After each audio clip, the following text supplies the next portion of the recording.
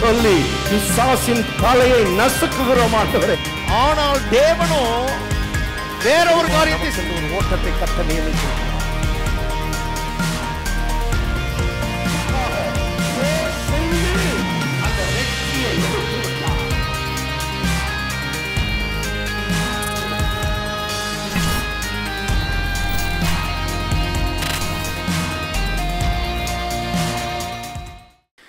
இந்த காலை பரிசுத்த ஆராதனைக்கு உங்கள் யாவரையும் இயேசு கிறிஸ்துவின் நாமத்திலே வரவேற்கிறதிலே மகிழ்ச்சி அடைகிறோம்.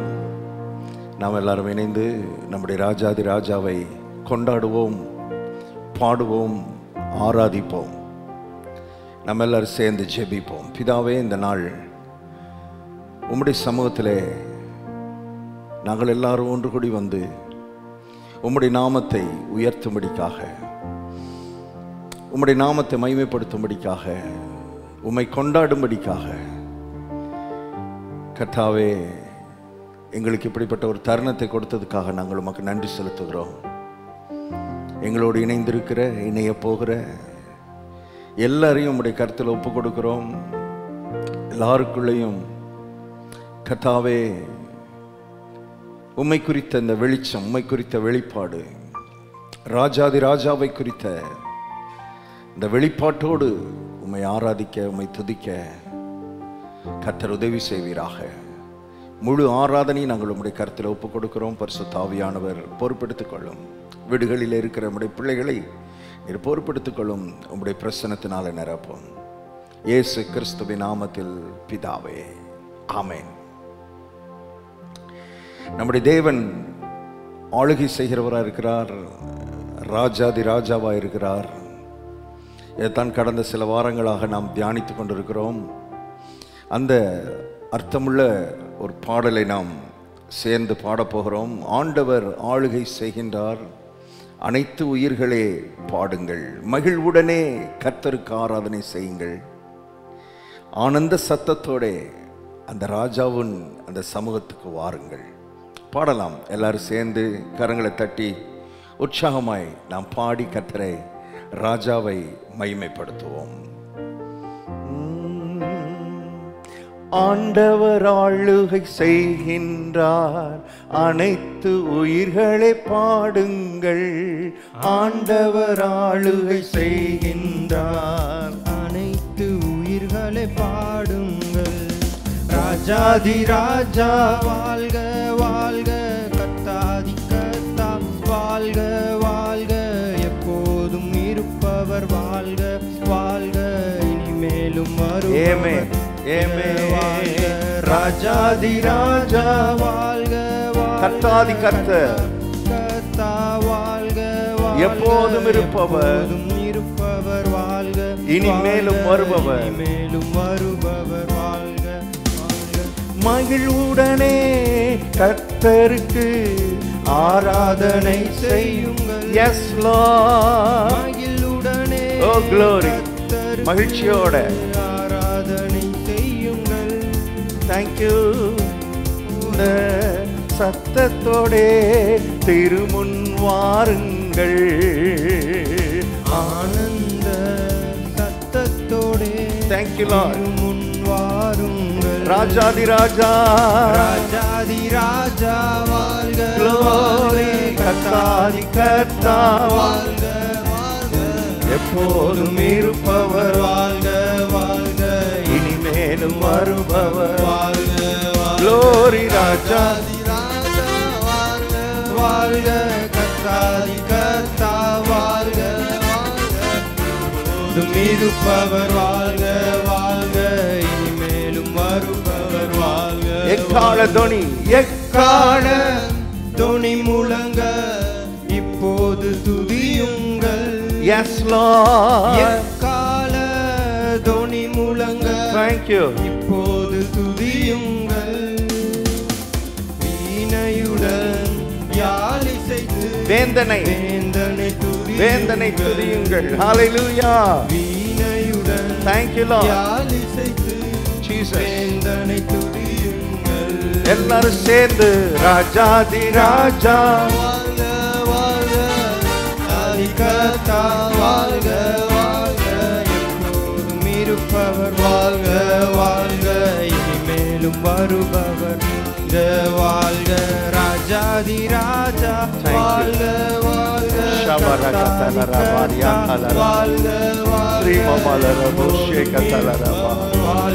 வாழ்க இனிமேலும் வருபவர் வாழ்க வாழ்க. துதியோடும் புகழ்ச்சியோடும் வாசலில் நுழையுங்கள். துதியோடும் புகழ்ச்சியோடும் எஸ் லார்ட் வாசலில் நுழையும். அவர் நாமம் உயர்த்திடுங்கள். அவர் நாமம் ஸ்தோத்திர பலியிடுங்கள். ஓ எஸ் ஸ்தோத்திர பலியிடுங்கள். ரீமா மலரபோ அவர் நாமம் oh yes Lord. Thank you Lord. ஸ்தோத்திர பலியிடுங்கள். எல்லாரும் சேர்ந்து ராஜாதி ராஜா வாழ்க ஆதி கர்த்தா வாழ்க போதும் இருப்பவர் மேலும் வரும். ரீம மலரோ ராஜாதி ராஜா கர்த்தாதி கர்த்தா வாழ்க வாழ்க எப்போதும் இருப்பவர் இனிமேலும் வருபவர். ஓசையுள்ள கைத்தாளத்தோடு நேசரை துதியுங்கள்.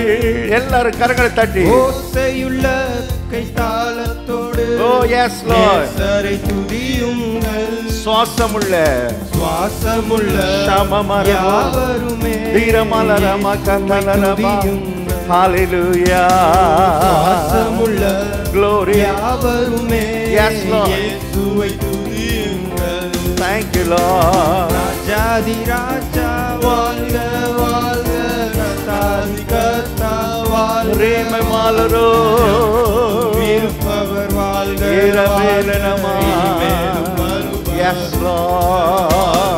ராஜாதி ராஜா வாழ்க கர்த்தாதி கர்த்தா வாழ்க வாழ்க எப்போதும் இருப்பவர் வாழ்க வாழ்க இனிமேலும் வருபவர் வாழ்க வாழ்க. நாம் கர்த்தரோ நல்லவரே கிருபை உள்ளவரே. கர்த்தரோ பாடுகிற எல்லார் மேலும் கிருபை உள்ளவர் கிருபை உள்ளவர் நம்பத்தக்கவர் நம்பத்தக்கவர் தலைமுறைக்கு தலைமுறை தலைமுறையாய் என்றென்றும் சங்கராதியாலரமா நம்பத்தக்கவர் விசுவாசத்தோட பாடுங்க. ஆமென் ஆமென் என்றென்றும் நம்பத்தக்கவர்.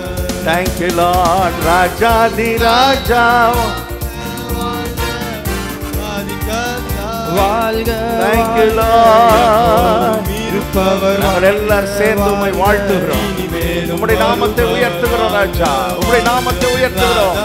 ராஜா வாழ்க சபமரபோ ரீமமலரமா எப்போதும் இருப்பவர் வாழ்க வாழ்க இனிமேலும் வருபவர் வாழ்க வாழ்க. இயேசுவே நம் இரட்சகர் என்று முழங்கிடுங்கள். இயேசுவே நம் இரட்சகர் எஸ் என்று முழங்கிடுங்கள். அவர் நமக்காய் ஜீவன் தந்தார். அவரின் ஆடுகள் நாம். அவர் நமக்காய் ஜீவன் தந்தார். அவரின் நாடுகள் நாம். glory ராஜாதி ராஜா சமமரதோ கர்த்தா ரமமலரமமரோ எப்போதும் yes yes வாழ்க இனிமேலும் வருபவர் வாழ்க வாழ்க. சொல்லுவோம் ராஜாதி ராஜா வாழ்க வாழ்க கர்த்தாதி கர்த்தா வாழ்க வாழ்க எப்போதும் இருப்பவர் வாழ்க வாழ்க இனிமேலும் வருபவர். நம் கர்த்தரோ நல்லவரே கிருபை உள்ளவரே. நம் கர்த்தரோ ஆமென் நல்லவரே ஆமென் கிருபை உள்ளவரே நம்பத்தக்கவர் தலைமுறைக்கும் என்றென்றும் நம்பத்தக்கவர். எஸ் லார்ட் நம்பத்தக்கவர் தலைமுறைக்கும் என்றென்றும் நம்பத்தக்கவர். எஸ் லார்ட் ராஜாதி ராஜா வாழ்க கர்த்தாதி கர்த்தா வாழ்க வாழ்க எப்போதும் இருப்பவர் வாழ்க இனிமேலும் வருபவர் வாழ்க வாழ்க ராஜாதி ராஜா வாழ்க வாழ்க கர்த்தாதி கர்த்தா வாழ்க வாழ்க எப்போதும் இருப்பவர் வாழ்க வாழ்க இனிமேலும் வருபவர் வாழ்க வாழ்க ராஜாதி ராஜா வாழ்க வாழ்க கர்த்தாதி கர்த்தா வாழ்க வாழ்க எப்போதும் இருப்பவர் வாழ்க இனிமேலும் வருபவர் வாழ்க வாழ்க. நம் கர்த்தரோ நல்லவரே, கிருபை உள்ளவரே, கிருபை உள்ளவர். நான் சொல்றேன், அஞ்ஞானிகள் மேல, ரட்சிக்கப்படாத நபர்கள் மேலேயே கர்த்தர் தம்முடைய கிருபையை காண்பிக்கிறார் என்று வேதம் சொல்கிறது. நல்லோர் மேலும் தீயோர் மேலும் மழையை பெய்ய பண்ணுகிறார், நீதி உள்ளவர்கள் மேலும் அநீதி உள்ளவர்கள் மேலும் சூரியனை உதிக்க பண்ணுகிறார். காரணம், கர்த்தர் அவர்கள் மேல் காண்பிக்கிற கிருபை. நான் சொல்றேன், ஆண்டவர் அறியாத, ஆண்டவருடைய ஆளுகையை குறித்து அறியாத மக்கள் மேலேயே கர்த்தர் கிருபை காமிப்பார்னா, உங்க மேலே என் மேலேயும் எவ்வளவு கிருபை உள்ளவராக இருப்பார், கிருபை உள்ளவராக இருப்பார். உணர்ந்து பாடுவோமா? நம் கர்த்தரோ நல்லவரே, கிருபை உள்ளவரே. எல்லாரும் சேர்ந்து பாடலாம். நம் கர்த்தரோ நல்லவரே, கிருபை உள்ளவரே. Yes Lord, கர்த்தரோ thank you, நல்லவரே, glory, கிருபை உள்ளவரே, நம்பத்தக்கவர், நம்பத்தக்கவர், தலைமுறைக்கும் Jesus, என்றென்றும் ஷமமரபோ, நம்பத்தக்கவர், ரிமமலரா, தலைமுறைக்கும் thank you Lord, என்றென்றும் நம்பத்தக்கவர், glory, ராஜாதி ராஜா வாழ்க ஆமென், கர்த்தா வாழ்க, glory, போதும் இருப்பவர் வாழ்க, ஷமமரகதலரா, வருபவர் வாழ்க வாழ்க, ராஜாதி ராஜா வாழ்க வாழ்க, glory, glory, கர்த்தா வாழ்க வாழ்க, yes, எப்போதும் இருப்பவர் thank வாழ்க you, வாழ்க, இனிமேலும் வருபவர் வாழ்க வாழ்க. நம் கர்த்தரோ நல்லவரே, கிருபை உள்ளவரே, கிருபை உள்ளவரே, கிருபை உள்ளவரே. கர்த்தரோ பாடுகிற எல்லார் மேலும், எல்லா குடும்பத்தின் மேலும் கிருபை உள்ளவரே, கிருபை காண்பிக்கிறவரே. நீர் ஒருவரே நம்பத்தக்கவர், நீர் ஒருவரே என்றும் நம்பத்தக்கவர், ஹalleluya, நம்பத்தக்கவர், ஆமென். தலைமுறைக்கும் Jesus, என்றென்றும் நம்பத்தக்கவர். எல்லாரும் சொல்லுவோம், ராஜாதி ராஜா வாழ்க வாழ்க, ஆதி கர்த்தா வாழ்க வாழ்க, எப்போதும் இருப்பவர் ரிமமலரபோ, மேலும் வருபவர் வாழ்க, glory, glory, ராஜாதி ராஜா வாழ்க வாழ்க, கர்த்தாதி கர்த்தா வாழ்க வாழ்க, எப்போதும் இருப்பவர் வாழ்க வாழ்க, மேலும் வருபவர் வாழ்க வாழ்க. ஆண்டவர் ஆளுகை செய்கின்றார், அனைத்து உயிர்களை பாடுங்கள். ஆண்டவர் ஆளுகை செய்கிறார், ஆமென். அனைத்து உயிர்களை பாடுங்கள். ராஜாதி ராஜா வாழ்க வாழ்க, கர்த்தாதி கர்த்தா வாழ்க வாழ்க, எப்போதும் இருப்பவர், வாழ்க வாழ்க, இனிமேலும் வருபவர். வாழ்க வாழ்க, ராஜாதி ராஜா வாழ்க வாழ்க, கர்த்தாதி கர்த்தா வாழ்க வாழ்க, எப்போதும் இருப்பவர், வாழ்க வாழ்க, இனிமேலும் வருபவர். வாழ்க வாழ்க, ராஜாதி ராஜா வாழ்க வாழ்க, கர்த்தாதி கர்த்தா வாழ்க வாழ்க, எப்போதும் இருப்பவர், வாழ்க வாழ்க, இனிமேலும் வருபவர். வாழ்க வாழ்க. ஐயா வாழ்க வாழ்க, உம் நாமம் வாழ்க. எல்லாரும் ஐயா வாழ்க, glory, yes Lord, நாமம் வாழ்க. சமமரபோ. ஐயா வாழ்க, வாழ்க வாழ்க, Thank you, Lord. Rama Malara. Glory. வாழ்க உம் நாமம் வாழ்க. தேவனுக்கே மகிமை, தெய்வத்துக்கே மகிமை. தேவனுக்கே தேவனுக்கே மகிமை செலுத்துறோம் ஐயா. மகிமை தெய்வத்துக்கே சபையா சேர்ந்து மகிமை செலுத்துகிறோம். தேடி வந்தவர், தேடி வந்து மீட்டவரே, தினம் உமக்கே மகிமை. Yes Lord. தேடி வந்து Thank you. Thank you. தினம் உமக்கே மகிமை. ஐயா வாழ்க வாழ்க உம் நாமம் வாழ்க. ஐயா வாழ்க வாழ்க உம் நாமம் வாழ்க. இயேசு வாழ்க. ஆமென். Glory. சமமரமா வாழ்க சமமரபோ ரிமமலரா. Glory. இன்னொரு முறை இயேசு வாழ்க. சமமரா ரிமமகதலரபா சிபலரபோ. ஆமென் ஆமென். வாழ்க உம் நாமம் வாழ்க. ஜெயம் கொடுக்கும் தேவனுக்கு கோடி கோடி ஸ்தோத்திரம். வாழ்வளிக்கும் இயேசு ராஜாவுக்கு ஆமென். வாழ்நாளெல்லாம் ஸ்தோத்திரம். எல்லாரும் சொல்லுவோம் ஜெயம் கொடுக்கும் தேவனுக்கு Thank you. கோடி கோடி ஸ்தோத்திரம். ஆமென். வாழ்வளிக்கும் இயேசு ராஜாவுக்கு Glory. வாழ்நாளெல்லாம் ஸ்தோத்திரம். Hallelujah. Hallelujah. Hallelujah.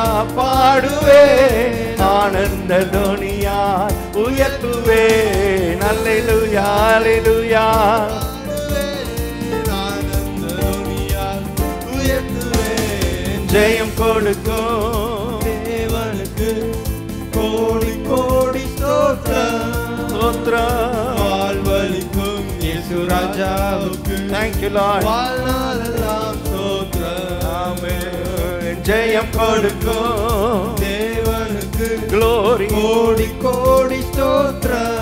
ஸ்தோத்திரம். வாழ்வளிக்கும் இயேசு ராஜாவுக்கு Thank you Lord. வாழ்நாளெல்லாம் ஸ்தோத்திரம். ஐயா வாழ்க வாழ்க உம் நாமம் வாழ்க. ஐயா வாழ்க வாழ்க உம் நாமம் வாழ்க. இயேசு வாழ்க. வாழ்க உம் நாமம் வாழ்க. Glory. ஐயா வாழ்க Glory. வாழ்க உம் நாமம் வாழ்க. இறை மகன் இயேசு வாழ்க. வாழ்க அதிசயமானவர், வல்லமையுள்ளவர், மரித்துயிர் தெழுந்தாரே. இறை மகன் இயேசு அதிசயமானவர், வல்லமையுள்ளவர், மரித்துயிர் தெழுந்தாரே. ஆண்டவர் ஆளுகை செய்கின்றார், அனைத்து உயிர்களை பாடுங்கள். பாடுவோம். ஆண்டவர் ஆளுகை செய்கின்றார், அனைத்து உயிர்களை பாடுங்கள். ராஜாதி ராஜா வாழ்க வாழ்க. Glory. கர்த்தாதி கர்த்தா Glory. வாழ்க வாழ்க. சமமரமா இருப்பவர் வாழ்க வாழ்க. இனிமேலும் வருபவர் வாழ்க. ராஜாதி ராஜா வாழ்க வாழ்க. கர்த்தாதி கர்த்தா ஆமென் ஆமென் ஆமென் ஆமென் ஆமென். வாழ்க. இனிமேல் வருபவர் வாழ்க வாழ்க. எல்லாரும் கரங்களை தட்டி கர்த்தரை மகிமைப்படுத்தும். ராஜாதி ராஜா அவர், கர்த்தாதி கர்த்தர் அவர். அவர் ஒருவரே ராஜாக்களுக்கும் மன்னர்களுக்கும். அவர் மன்னாதி மன்னர், ராஜாதி ராஜா, கர்த்தாதி கர்த்தர். ஹல்லேலூயா. அனைத்து உயிர்களை பாடுங்கள், வானம் பூமி சூரியன் சந்திரன் நட்சத்திரங்கள் எல்லாம் பாடுங்கன்றாரு தாவீது. எல்லாரையும் கூப்பிடுறாரு, வாங்க எல்லாரும் துதிங்க, சுவாசமுள்ள யாவும் அவரை துதிப்பதாக. Oh thank you Jesus, thank you Lord, thank you Lord. உம்மை தாங்கள் துதிக்கிறோம் கர்த்தாவே, உம்மை நாங்கள் துதிக்கிறோம். நீரே ஆளுகை செய்கிறவர். வானம் பூமி சூரிய சந்திர நட்சத்திரங்கள் படைப்புகள், இயற்கைக்கு மேலான எல்லாவற்றையும், இயற்கைக்கு உட்பட்ட எல்லாவற்றையும், காணப்படுகிறவைகள் காணப்படாதவைகள் எல்லாவற்றையும் ஆளுகிறவர் நீர் ஒருவரே, நீர் ஒருவரே. துரைத்தனங்களுக்கும் அதிகாரங்களுக்கும் கர்த்தத்துவத்துக்கும் மேற்பட்டவர், ராஜாதி ராஜா, எல்லாவற்றுக்கும் மேலான நாமத்தை உடையவர். உம்மை நாங்கள் ஆராதிக்கிறோம், உம்மை நாங்கள் துதிக்கிறோம், உம்மை நாங்கள் உயர்த்துகிறோம், உம்முடைய நாமத்தை நாங்கள் மகிமைப்படுத்துகிறோம். ஓ உமக்கு ஸ்தோத்திரம், ஸ்தோத்திரம், ஸ்தோத்திரம் கர்த்தாவே. நாங்கள் உம்மை துதிக்கிறோம், உம்மை ஆராதிக்கிறோம். Thank you Jesus, thank you Jesus. உமக்கே நாங்கள் ஆராதனை செலுத்துகிறோம். ஆராதனை உமக்கு, ஏனென்றால் நீரே ராஜா, நீரே ராஜா. எங்க வாழ்க்கையில எத்தனை சூழ்நிலைகள், மோசமான சூழ்நிலை வந்தாலும் அப்பொழுதெல்லாம் உம்முடைய வெளிச்சத்தை எங்களுக்கு கொடுக்கிறவர், எங்களுக்கு பாதை காட்டுகிறவர். உமக்கு நாங்கள் ஆராதனை செலுத்துகிறோம். எல்லாரும் சேர்ந்து இந்த பாடலை பாடி கர்த்தரை ஆராதிப்போம். Thank you Jesus. ஆராதனை இயேசுவுக்கே, ஆராதனை இயேசுவுக்கே. எல்லாரும் சொல்லுவோம், ஆராதனை இயேசுவுக்கே, ஆராதனை இயேசுவுக்கே. நீர் சொன்னால் போதும் செய்வே, நீர் காட்டும் வழியில் நடப்பே, உம் பாதம் ஒன்றே பிடிப்பே, என் அன்பு இயேசுவே. சொல்லுவோம், நீர் சொன்னால் போதும் செய்வே, நீர் காட்டும் வழியில் நடப்பே, உம் பாதம் ஒன்றே பிடிப்பே, என் அன்பு இயேசுவே. பாதையெல்லாம் அந்தகாரம் சூழ்ந்து வந்தாலும், எஸ் லார்ட், பாதை காக்க எசருண்டு பயமே இல்லை. Thank you Lord. உன் சேனை தொடர்ந்து வந்து சூழ்ந்து கொண்டாலும், தேங்க் யூ, பாதுகாக்க கர்த்தருண்டு பயமே இல்லை. ஆராதனை இயேசுவுக்கே, ஆராதனை, ஆராதனை இயேசுவுக்கே. எஸ் லார்ட், ஆராதனை இயேசுவுக்கே. Thank you Lord. ஆராதனை இயேசுவுக்கே. நீர் சொன்னார், சொன்னால் போதும் செய்வேன், நீ காட்டும் வழியில் நடப்பேன், உம் பாதம் ஒன்றை பிடிப்பேன், என் அன்பு இயேசுவே.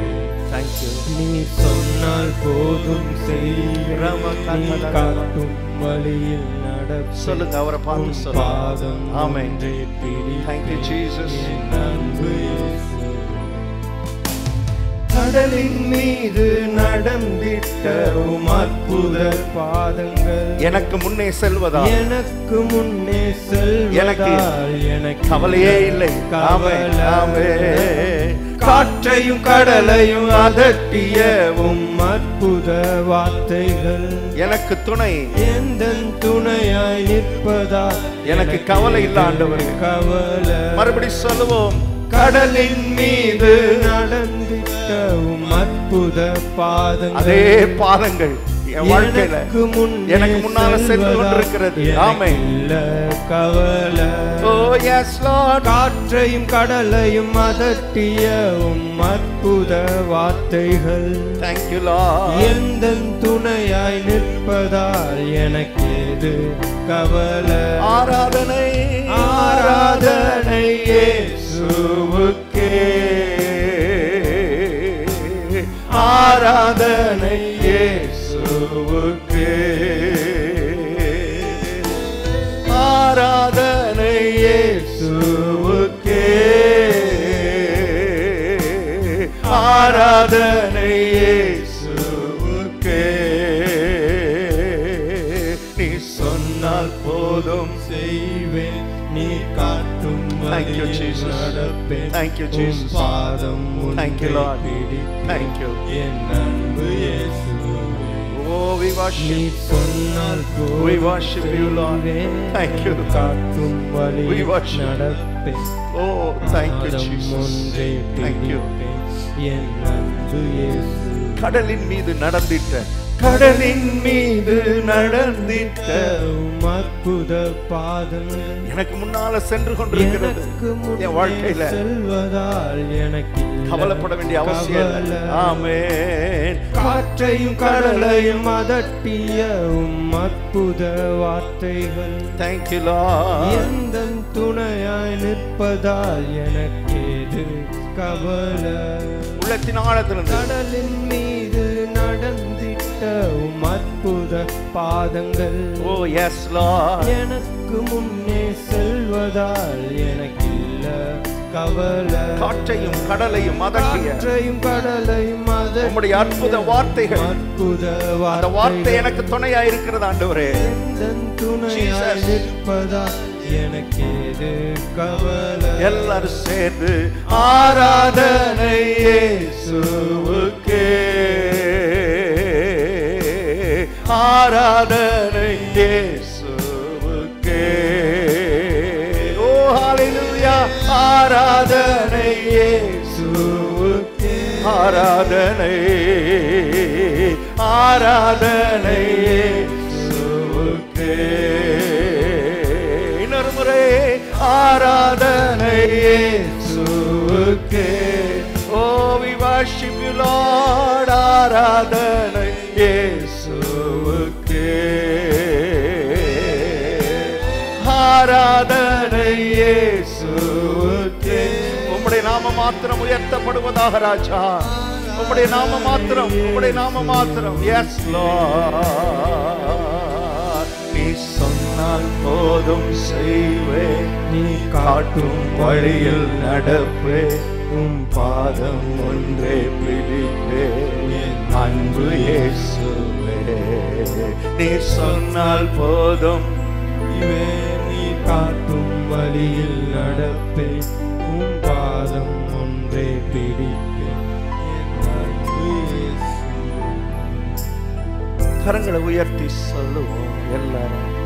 ஆராதனை இயேசுவுக்கே ஆராதனை இயேசுவுக்கே ஆராதனை இயேசுவுக்கே ஆராதனை இயேசுவுக்கே. நீ சொன்னால் போதும் செய்வேன், நீர் காட்டும் வழியில் நடப்பே, உம் பாதம் ஒன்றை பிடிப்பே, என் அன்பு இயேசுவே.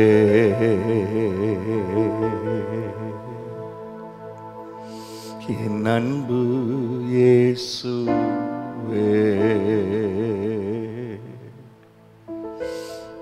Thank you, Master. Thank you, Holy Spirit.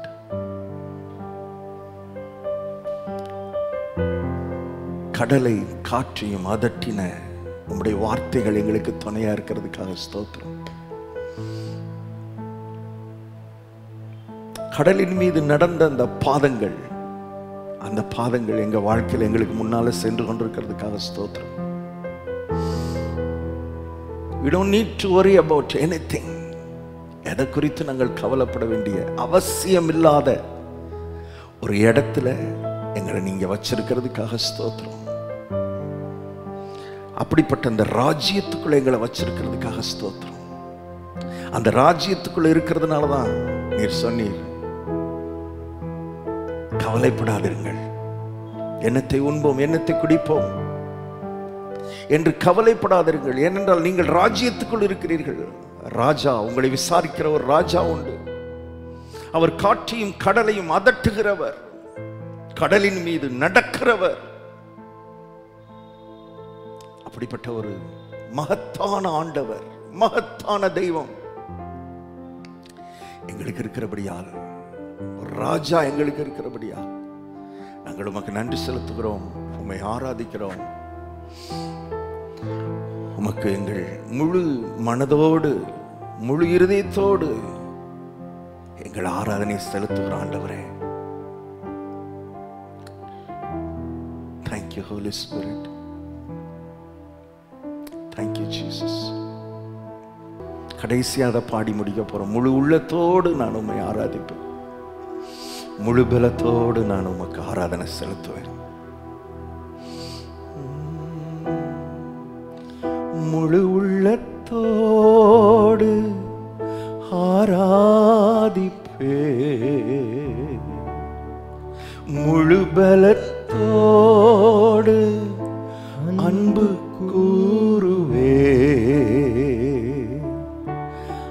ஆராதனை ஆராதனை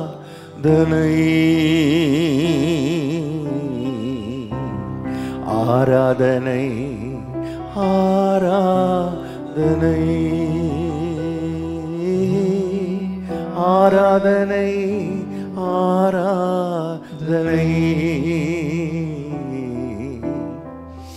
ஆராதனை ஆராதனை.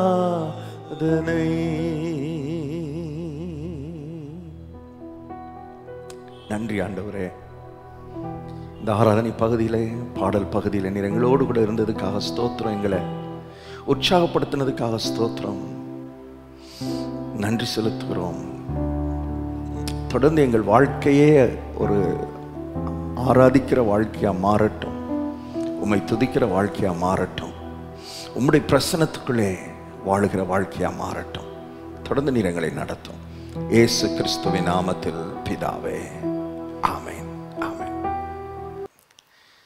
இப்பொழுது நம்முடைய காணிக்கைகளால், தசமபாகங்களால் கர்த்தரை மகிமைப்படுத்தலாம். ஜெபிப்போம். எங்கள் நல்ல பிதாவே, நாங்கள் உம்மை நன்றியோடு துதிக்கிறோம்.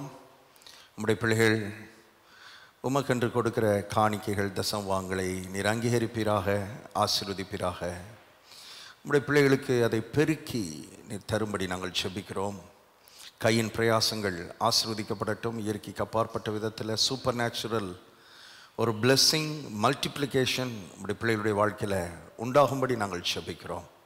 தொடர்ந்து பொருளாதாரத்தில் உம்முடைய பிள்ளைகள் குறைவின்றி வாழட்டும். சிங்கக்குட்டிகள் தாழ்ச்சியடைந்து பட்டினியாக இருக்கும். கர்த்தரை தேடுகிறவர்களுக்கு ஒரு நன்மையும் குறைவுபடாதுன்னு சொன்னீரே. உம்மை தேடி ஆண்டவரே, உம்முடைய சமூகத்தில் ஆண்டவரே வந்திருக்கிற உம்முடைய பிள்ளைகளை ஒரு நன்மையும் குறைவுபடாத வாழ்க்கைக்குள்ளாக நீர் நடத்தும். உம்முடைய பலத்தினால் இடைக்கட்டும். ஐஸ்வர்யத்தை சம்பாதிக்கிறதுக்கான பலத்தை உம்முடைய பிள்ளைகளுக்கு நீர் தருவீராக. இயேசு கிறிஸ்துவின் நாமத்தில் ஜெபிக்கிறோம் பிதாவே, ஆமென். நம் கர்த்தருடைய வார்த்தைக்கு போகலாம். இந்த நோய் தொற்று பரவி கொண்டிருக்கிறபடினாலே நாம் வீடுகளிலே இருந்து ஆராதனை ஆன்லைன் மூலமாக நாம் நடத்தி கொண்டிருக்கிறோம். சீக்கிரமாக இந்த நிலைகளை கர்த்தர் மாற்றுவார் என்று விசுவாசிக்க வேண்டும். விசுவாசிப்போம். கர்த்தர் நிச்சயமாய் செய்வார். போன வாரம் சொன்னது போல் தேவையில்லாமல் வெளியே போகாதீங்க, வீட்டிலே பாதுகாப்பாய் இருங்கள்.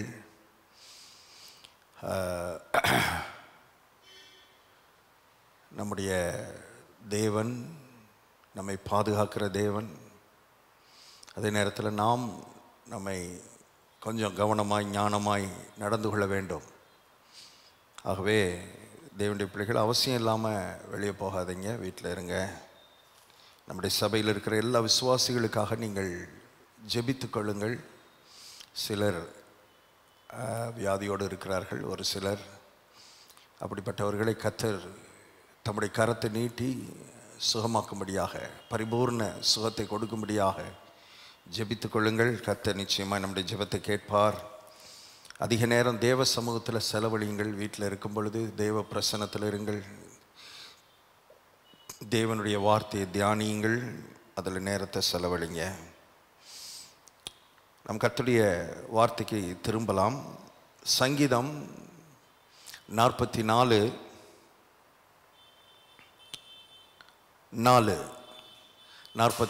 சங்கீதம் 4வது வசனம். தேவனே, நீர் என் ராஜா, யாக்கோபுக்கு இரட்சிப்பை கட்டளையிடும்.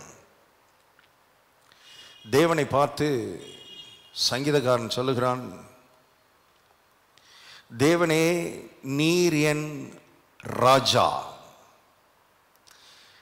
கடந்த சில வாரங்களாக இதைத்தான் நாம் தியானித்து கொண்டிருக்கிறோம். நம்முடைய தேவன் அடிப்படையிலே அவர் ராஜாவாயிருக்கிறார். ராஜா என்பதை மனதிலே ஆழமாய் பதிக்க வேண்டும். நம்முடைய தேவன் நம்முடைய தகப்பனாக இருக்கிறார். உண்மை. ராஜாவாக இருக்கிற தேவன் தகப்பனாக இருக்கிறார். அங்கதான் அந்த தகப்பன் என்கிற அந்த கான்செப்ட், தகப்பன் என்கிற வார்த்தைக்கு இன்னும் கொஞ்சம் அர்த்தம், அது அர்த்த புஷ்டியுள்ள வார்த்தையாக மாறுகிறது. வானத்தையும் பூமியும் உண்டாக்கி அவைகளை ஆளுகை செய்கிற, அவைகளை ஆண்டு கொண்டிருக்கிற ராஜாதான் என்னுடைய தகப்பன் என்கிற அந்த ஒரு அறிவும் உணர்வும் ஒரு அண்டர்ஸ்டாண்டிங்கும் நம்முடைய வாழ்க்கையை உயர்த்துகிறதா இருக்கிறது, மேன்மைப்படுத்துகிறதா இருக்கிறது. கவனிங்க, அவர் ராஜாவா இருக்கிறபடினால் அவருக்கென்று ஒரு ராஜ்யம் இருந்தது பரலோகத்திலே. அந்த ராஜ்யத்தை அவர் விரிவுபடுத்தினார். எங்கே விரிவுபடுத்தினார்? பூமியிலே விரிவுபடுத்தினார். இப்ப பூமியிலே அவருடைய ராஜ்யம் ஸ்தாபிக்கப்பட்டது. அந்த ராஜ்யத்தை ஆளுகை செய்வதற்கு நபர் தேவைப்பட்டது. அந்த நபரை கர்த்தர் உண்டாக்கினார். அவனுடைய பெயர்தான் ஆதாம், மனுஷன். மனுஷனை கர்த்தர் உண்டாக்கினது ஒரு மத பக்தி மார்க்கத்திலே இருக்கிற ஒரு பக்திமானாக இருக்கும்படி கர்த்தர் மனிதனை உண்டாக்கவில்லை. பிரைமரி பர்பஸ் ஆஃப் மேன், மனிதனை குறித்த தேவனுடைய முதன்மையான நோக்கம் அவன் பக்திமானாக இருக்கிறதுக்கு இல்லை, அவன் ஆளுகிறவனாக இருக்க வேண்டும் என்று கர்த்தர் அவனை படைத்தார். கவனிங்கள், வெறும் பக்திமான்கள் அநேகர் இருக்கிறார்கள். அவர்களுக்கு மதத்தினுடைய கொள்கைகள் முக்கியம், மதத்தினுடைய சலகாச்சாரங்கள் முக்கியம். திங்கட்கிழமை இதை செஞ்சிட்டியா, செவ்வாய்க்கிழமை இதை செஞ்சிட்டியா, புதன்கிழமை இதை செஞ்சிட்டியா, இதில் தான் மக்கள் ஓடிக்கொண்டிருக்கிறார்கள். ஆனால் கர்த்தர் பிரைமரியாக, முதன்மையாக மனிதனை படைத்தது ஆளும்படி படைத்தார். ஆள கடவர்கள். இதுதான் மனிதனை குறித்து தேவன் வாயிலிருந்து வந்த முதலாவது வார்த்தை என்பதை மறுபடியும் உங்களுக்கு ஞாபகப்படுத்துகிறேன். ஆகவே மனிதன் முதலாவது தேவனை ராஜாவாக பார்க்க வேண்டும், ராஜாவாக அங்கீகரிக்க வேண்டும், அவருடைய ஆளுகைக்கு தன்னை உட்படுத்த வேண்டும். அவ்விதமாய் தேவனுடைய ஆளுகைக்கு மனிதன் தன்னை உட்படுத்தும் பொழுது ஆட்டோமேட்டிக்கா ஈவன் பூமியை ஆளுகிறவனாக மாறிவிடுகிறான். இதுதான் தேவனுடைய திட்டம். தேவன் மனிதனை ஆள வேண்டும், மனிதன் பூமியை ஆள வேண்டும். இதுதான் ஃபார்முலா. இதுதான் தேவனுக்கும் மனிதனுக்கும் பூமிக்கும் இடையில் இருக்கிற கனெக்ஷன் என்பதை தெரிந்து கொள்ளுங்கள். தன்னுடைய சூழ்நிலைகளை மனிதன் ஆள வேண்டும் என்று விரும்புகிறான், முடியல. ஏன் முடியலனா, தேவன ராஜாவா இவன் என்ன செய்யல, பார்க்கல. கடவுள் ஒரு கடவுள், அவர் எங்கேயோ இருக்கிறார், அவரை போய் நம்ம கும்பிட்டுட்டு வரணும். அவர் நம்ம கிட்ட சில காரியங்கள் அவர் எதிர்பார்க்கிறார், சில பக்தியான காரியங்களை நம்மிடத்தில் எதிர்பார்க்கிறார். அவர் எதிர்பார்க்கிற அந்த பக்தியான சில காரியங்களை அப்படி செஞ்சுட்டு கரெக்டா நிறைவேற்றிட்டு வந்துடணும்ன்ற எண்ணம், ஆட்டிடியூடு தான் மனிதனுக்குள்ளே இருக்கிறது. பாருங்க, இது வேதத்தை படிக்கும் பொழுது அது டோட்டலா வேற மாதிரி இருக்குது. அவர் ராஜாதி ராஜாவா இருக்கிறார். அவருடைய ஆளுகைக்குள்ளே மனிதன் உள்ளே வர வேண்டும் என்று விரும்புகிறார். அவ்விதமாய் வரும்பொழுது இவன் இந்த பூமியை ஆளுகிறவனாக, தன்னுடைய உலகத்தை ஆளுகிறவனாக, தன்னை சுற்றி இருக்கிற சூழ்நிலைகளை ஆளுகிறவனாக மனிதன் மாறுகிறான். இதுதான் கிறிஸ்தவ வாழ்க்கை. இதுதான் இந்த வேதம் போதிக்கிற ஆவிக்குரிய வாழ்க்கை என்பதை உங்களுக்கு ஞாபகப்படுத்துகிறேன். ஆகவே மதத்தில் போய் அப்படி சேர்றதில்லை, மதத்தில் போய் விழுகிறது இல்லை. மக்கள் சொல்றாங்க மதத்தில் விழுந்துட்டாங்க, அந்த மதத்தில் போய் சேர்ந்துட்டாங்க. இது மதமே கிடையாது என்பதை தெரிந்து கொள்ளுங்கள். மத சடங்குகளுக்கும் மத சம்பிரதாயங்களுக்கும் மத சட்ட திட்டங்களுக்கும் தேவனுக்கும் கிறிஸ்துவுக்கும் எந்த சம்பந்தம் கிடையாது, எந்த தொடர்பு கிடையாது. இயேசு இந்த உலகத்துக்கு வந்தது பாவம் செஞ்சதுனால மனிதன் இழந்து போன அந்த ஆளுகையை, அந்த ராஜ்யத்தை அவனுக்கு திரும்ப கொடுக்கும்படி அதுக்கு தான் வந்தார். அதனாலதான் அதை மட்டுமே பேசினார். ஆதியிலிருந்து அந்த வரைக்கும், ஆரம்பத்திலிருந்து முடிகிற வரைக்கும் அருமையானவர்களே, ராஜ்யத்தை குறித்து, ஆளுகை குறித்து மாத்திரமே இயேசு பேசினார் என்பதை உங்களுக்கு ஞாபகப்படுத்துகிறேன். ஆகவே ராஜ்யம் ரொம்ப ரொம்ப முக்கியம். ராஜ்யம், தேவனுடைய ராஜ்யம். அந்த ராஜ்யத்துக்குள்ளே அருமையானவர்களே, கர்த்தர் நம்மை எல்லாம் அவரை ஏற்றுக்கொண்ட பொழுது அந்த ராஜ்யத்துக்குள்ளே நம்மை கொண்டு வந்து விட்டார். இப்ப ராஜ்யத்தில் முக்கியமான நபர் ராஜா என்பதை மனதிலே பதிக்க வேண்டும். ராஜா தான், ராஜாவை சுற்றி தான் ராஜ்யம் சுழலுகிறது. ராஜா, அவருடைய பார்வை, அவருடைய வார்த்தை, அவருடைய கட்டளை, அவருடைய சட்டம், அவருடைய வழிநடத்துதல் எல்லாம் ராஜாவை பொறுத்துதான் ராஜ்யம் இருக்கிறது. ஆகவே ராஜ்யத்தின் பிரஜைகளுக்கு முழுக்க முழுக்க ராஜாவை குறித்த ஒரு அறிவு, உணர்வு, புரிந்து கொள்ளுதல் தேவை என்று கர்த்தர் எதிர்பார்க்கிறார். இதை தொடர்ந்து நம்ம கற்றுக்கொள்ள வேண்டியது மிக அவசியமா இருக்கிறது. ஏராளமான சத்தியங்களை தொடர்ந்து நாம் பார்க்க போகிறோம். ராஜாவை குறித்த இன்னும் சில காரியங்கள் போன வாரத்தில் ராஜாவின் கரத்தை குறித்து நான் உங்களுக்கு சொன்னேன். ராஜாவின் கரம் அது வல்லமையுள்ள கரம். எங்கெல்லாம் ராஜாவை பற்றி பேசுறாங்களோ அங்கெல்லாம் அவருடைய கரத்தை குறித்து பேசுகிறார்கள். ஏன்னா அந்த கரம் வல்லமையுள்ள கரம். ராஜாவினுடைய கரம் வல்லமையுள்ள கரம். அந்த கரம் அருமையானவர்களே யோர்தானை பிரிக்கிறது, அற்புதங்களை செய்கிறது, செய்ய முடியாதவைகளை, சாத்தியமற்றவைகளை சாத்தியமாக்குகிறது. இவைகளெல்லாம் கடந்த வாரத்தில் நாம் பார்த்தோம். இன்னொரு பகுதிக்குள்ளே போகலாம். மார்க் எழுதின சுவிசேஷத்தை திருப்போம். மார்க்கு 6ஆம் அதிகாரத்தில் ஏரோது ராஜாவை குறித்து ஒரு சில காரியங்கள் அங்கே எழுதப்பட்டிருக்கிறது. பாருங்க, இந்த பூமியின் ராஜாக்கள் நம்ம கண்ணு முன்னால சரித்திரத்தில் வாழ்ந்த ராஜாக்களை எடுத்து நம்ம படிச்சோம்னா பாருங்க, இந்த ராஜாக்கள்கிட்டயே இவ்வளவு காரியங்கள் இருக்குமானால், இவ்வளவு குணாதிசயங்கள் இருக்குமானால், ராஜாதி ராஜா கிட்ட எவ்வளவு குணாதிசயம் இருக்கும். நம்முடைய ராஜ்யத்தின் ராஜாவை குறித்து புரிந்து கொள்வதற்கு இவைகளெல்லாம் நமக்கு உதவி செய்கிறது. ஆகவே ஏரோது ராஜாவை குறித்த காரியத்தை நான் உங்களுக்கு சொல்ல விரும்புகிறேன். மார்க் எழுதின சுவிசேஷம் 6ஆம் அதிகாரம்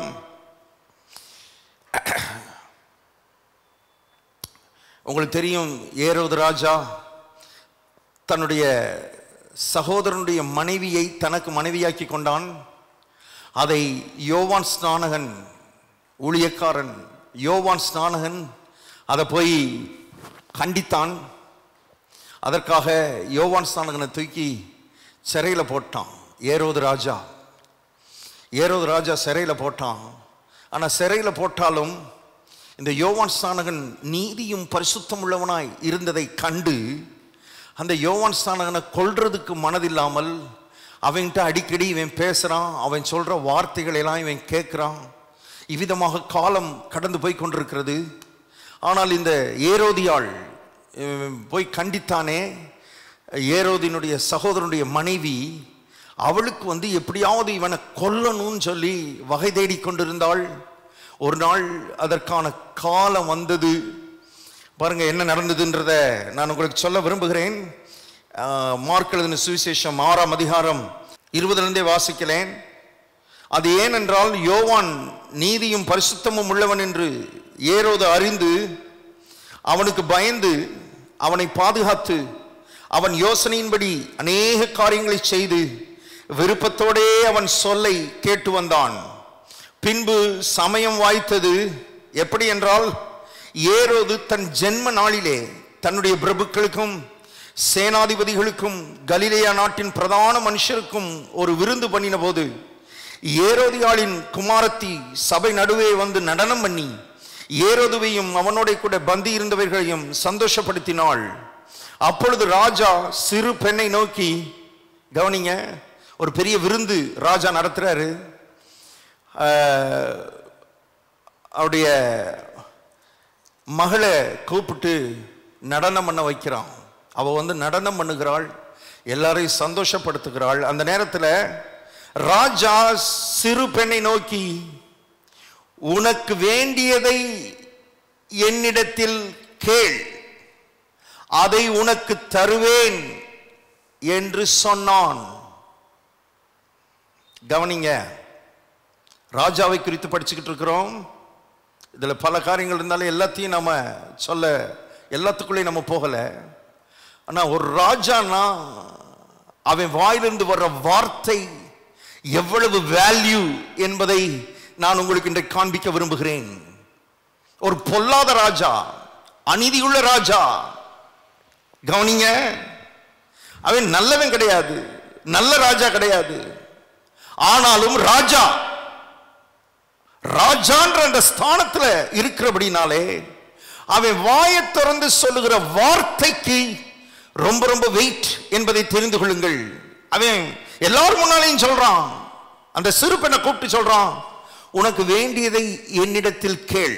சொல்றான் பாருங்க, உனக்கு வேண்டியதை என்னிடத்தில் கேள், அதை உனக்கு தருவேன். வாயை திறந்து சொல்லிட்டான். இப்போ அவன் கெட்டவன் தான், ராஜா கெட்ட ஒரு நல்லவன் கிடையாது, ரொம்ப நல்லவன் சொல்ல முடியாது. ஆனால் ராஜா கெட்டவனா இருந்தாலும் ராஜான்ற அந்த ஸ்தானத்தில் இருக்கிறபடினாலே அவன் வாயை திறந்து சொல்லுகிற வார்த்தை ரொம்ப வெயிட். அந்த வார்த்தையை நிறைவேற்றாம அவன் விடமாட்டான்.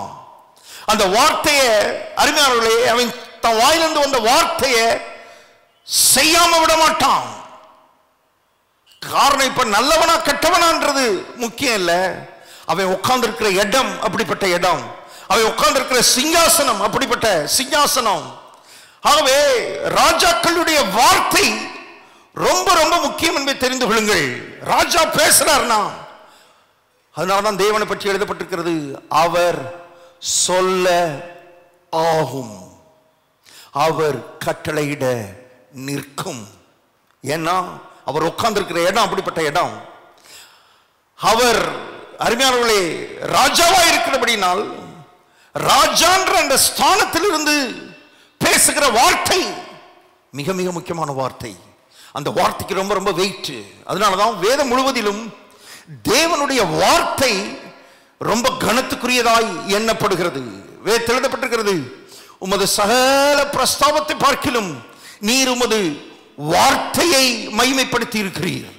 ஏன்னா ராஜாவின் வாயிலிருந்து வர்ற வார்த்தை அது நடக்காம போகவே வாய்ப்பில்லை. இங்க பாருங்க, அந்த சின்ன பிள்ளைகிட்ட சொல்றான், ஏரோது ராஜா சொல்றான், உனக்கு வேண்டியதை என்னிடத்தில் கேள், அதை நான் உனக்கு தருவேன். ஒரு ஏரோது ராஜா இதை சொல்ல முடியும்னா, நம்முடைய ராஜாதி ராஜா நம்மை பார்த்து அதை சொல்லியிருக்கிறார். அநேக இடங்களில் சொல்லியிருக்கிறார். ராஜா என்கிற ஸ்தானத்திலிருந்து அதை சொல்லியிருக்கிறார். அந்த புரிதலோடு, அந்த அண்டர்ஸ்டாண்டிங்கோடு அந்த வசனங்களை நாம் படிக்கணும். அப்பதான் அந்த வார்த்தைகளுக்கு வெயிட் இருக்கிறது என்று தெரிந்து கொள்ளுங்கள். அப்பதான் அவர் பேசின வார்த்தைகளுக்கு ஒரு கனம் இருக்கிறது என்பதை தெரிந்து கொள்ள வேண்டும். வாசிப்போம். எரேமியா தீர்க்கதரிசியின் புஸ்தகம் 33ஆம் அதிகாரம். எரேமியா தீர்க்கதரிசியின் புஸ்தகம் 33ஆம் அதிகாரம் 3வது வசனம். ராஜா, இது ராஜாவின் வாயிலிருந்து வந்த வார்த்தை. கவனிங்க, அதான் ரொம்ப முக்கியம். அவர் சொல்றார், என்னை நோக்கி கூப்பிடு, என்னை நோக்கி கூப்பிடு. ராஜ்யத்துல உனக்கு என்ன தேவைனாலும் அங்கேயும் இங்கேயும் பார்க்காத, வேற எந்த மனுஷனையும் பார்க்காத, வேற எவரையும் பார்க்காத. உனக்கு என்ன தேவைனாலும், உனக்கு என்ன வேணும்னாலும் அங்க மகள்கிட்ட சொன்னா பாருங்க, உனக்கு வேண்டியதை என்னிடத்தில் கேள், உனக்கு வேண்டியதை என்னிடத்தில் கேள். அங்கேயும் இங்கேயும் பார்த்துக்கிட்டு இருக்காத. ராஜ்யத்துக்குள்ள இருக்கிற தேவனுடைய பிள்ளையே, ராஜ்யத்துக்குள்ள வாழுகிற தேவனுடைய பிள்ளையே, இந்த காலை நேரத்திலே ராஜா உங்களை பார்த்து பேசுகிறார். என்னை நோக்கி கூப்பிடு. அவரையும் இவரையும் கூப்பிட்டு பிரயோஜனம் கிடையாது. இந்த உலகத்துல மனிதர்களை கூப்பிட்டு பிரயோஜனம் கிடையாது, சொந்த பந்தங்களை கூப்பிட்டு பிரயோஜனம் கிடையாது, உறவினர்களை கூப்பிட்டு பிரயோஜனம் கிடையாது, பணக்காரர்களை கூப்பிட்டு பிரயோஜனம் கிடையாது, எவரையும் கூப்பிட்டு பிரயோஜனம் கிடையாது. கர்த்தர் சொல்லுகிறார், என்னை நோக்கி கூப்பிடு. ராஜா சொல்லுகிறார், ராஜா சொல்லுகிறார், என்னை நோக்கி கூப்பிடு. கூப்பிடுறதுக்கு அவர் அருமையானவர்களே உரிமையை கொடுத்து விட்டார். கூப்பிடுவதற்கான ரைட்டை ராஜ்யத்தின் பிள்ளைகளுக்கு கொடுத்து விட்டார், ராஜ்யத்தின் பிரஜைகளுக்கு கொடுத்து விட்டார். என்னை நோக்கி கூப்பிடு சொல்றார், என்னை நோக்கி கூப்பிடு, அப்பொழுது நான் உனக்கு உத்தரவு கொடுப்பேன். உத்தரவுனா பதில் கொடுப்பேன். ராஜாவினுடைய வார்த்தை, கவனிங்க, இது ராஜாவினுடைய வார்த்தை, பொய்த்து போகவே போகாது. உங்களுக்கு தெரியும், ஏரோது ராஜா சொன்னதை செஞ்சு முடிச்சுட்டான். தான் காமிக்க போறேன். ஏரோது ராஜா தான் மகன்கிட்ட என்ன சொன்னானோ அங்க எழுதப்பட்டிருக்கிறது, அவனுக்கு அது அவ கேட்டதை கொடுக்கிறதுக்கு மனசு இல்லை. மனசு இல்லைனாலும் வேற வழி இல்லை. ஏன்னா ராஜாவின் சிங்காசனத்தில் உட்கார்ந்து ராஜாவாக ராஜாவின் வாயிலிருந்து வார்த்தை வந்துருச்சுன்னா அதுக்கப்புறம் அதை தட்டவே முடியாது. வேற சாய்ஸே கிடையாது, ஆல்டர்னேட்டிவே கிடையாது. இப்போ இந்த ராஜா, நம்முடைய ராஜா சொல்லுகிறார், என்னை நோக்கி கூப்பிடு, அப்பொழுது நான் ஒருவேளை உத்தரவு கொடுப்பேன். அப்படி சொல்லல, உத்தரவு கொடுப்பேன், நிச்சயமா பதில் கொடுப்பேன், நிச்சயமாய் உனக்கு பதில் கொடுப்பேன், பதில் கொடுக்காம விட மாட்டேன். நிச்சயமா நான் உனக்கு பதில் கொடுத்து, நான் சொல்றாரு, நீ அறியாததும் உனக்கு எட்டாததுமான பெரிய காரியங்களை நான் உனக்கு அறிவிப்பேன். ராஜாவின் வாயிலிருந்து வந்திருக்கிற வார்த்தை, ராஜாவின் வாயிலிருந்து வந்திருக்கிற வார்த்தை. ராஜ்யத்தின் பிள்ளைகளே, உங்களை பார்த்து கர்த்தர் ராஜா பேசுகிறார். நீ அறியாததும் உனக்கு எட்டாததுமான பெரிய காரியங்களை நான் உனக்கு அறிவிப்பேன். எப்பொழுது? என்னை, ராஜாவாகிய என்னை நோக்கி கூப்பிடும்போது. என்ன பாரு, என்ன நோக்கி கூப்பிடு. இப்போ நீ நீ உன் புத்தி கெட்டாத, நீ அறியாத, உனக்கு தெரியாத பல காரியங்களை நான் உனக்கு சொல்லுவேன், நான் உனக்கு கற்றுக் கொடுப்பேன், நல்ல வழிகளிலே நான் நடத்துவேன். இதுவரை நீ அறியாத வழிகளில் நான் நடத்துவேன், உன் புத்தி கெட்டாத வழிகளில் நான் நடத்துவேன். சொல்றாரு, நீ அறியாததும் உனக்கு எட்டாததுமான பெரிய காரியங்களை அறிவிப்பேன். ஏன்னா அவர் ராஜா. ராஜாக்கள் எப்பவுமே பெருசா தான் நினைப்பாங்க, பெரிய காரியங்களை தான் சிந்திப்பார்கள், பெரிய காரியங்களை தான் யோசிப்பார்கள், பெரிய காரியங்களை தான் பேசுவார்கள். இந்த ராஜா சொல்லுகிறார், என்னை நோக்கி கூப்பிடு. உன் வாழ்க்கையில நீ இதுவரைக்கும் யோசித்து கூட பார்க்காத பல காரியங்களை நான் உனக்கு செய்வேன் என்று சொல்லுகிறார். இது ராஜாவின் வாயிலிருந்து வந்த வார்த்தை. ஆகவே மாற்றமே கிடையாது. அவரை நோக்கி கூப்பிட்டா கண்டிப்பா இது நடக்கும் என்பதை தெரிந்து கொள்ளுங்கள். கண்டிப்பா நடக்கும். வாசிப்போம். மத்தேயு சுவிசேஷம் 7ஆம் அதிகாரம், மத்தேயு சுவிசேஷம் 7ஆம் அதிகாரம் 7வது வசனம். ராஜாவின் வாயிலிருந்து வர்ற வார்த்தை, கவனிங்க.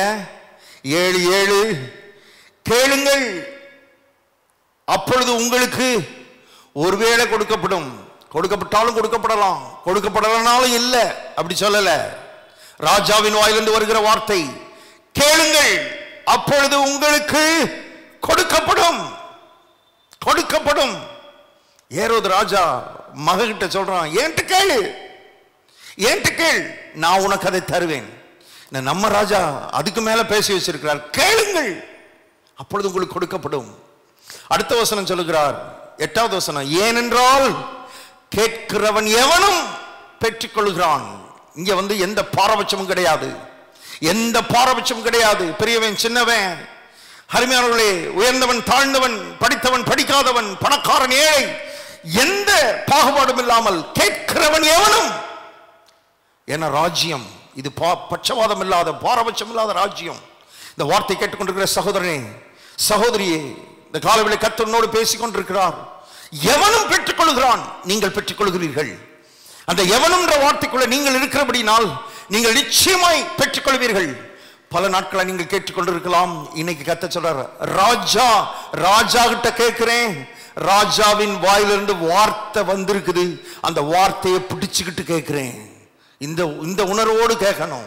ஏன்னா ராஜா சொல்லிட்டார், ராஜா சொல்லிட்டா மாற்றமே கிடையாது. ராஜாவின் வாயிலிருந்து வந்துருச்சுன்னா மாற்றமே கிடையாது. கேட்கிறவன் எவனும் பெற்றுக்கொள்கிறான்.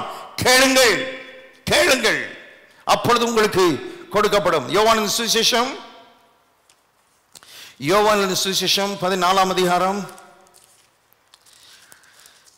14வது வசனம். யோவான் 14:14, என் நாமத்தினாலே நீங்கள் எதை கேட்டாலும் அதை நான் செய்வேன். ராஜா பேசுறார் பாருங்க, ராஜாதி ராஜா பேசுகிறார்.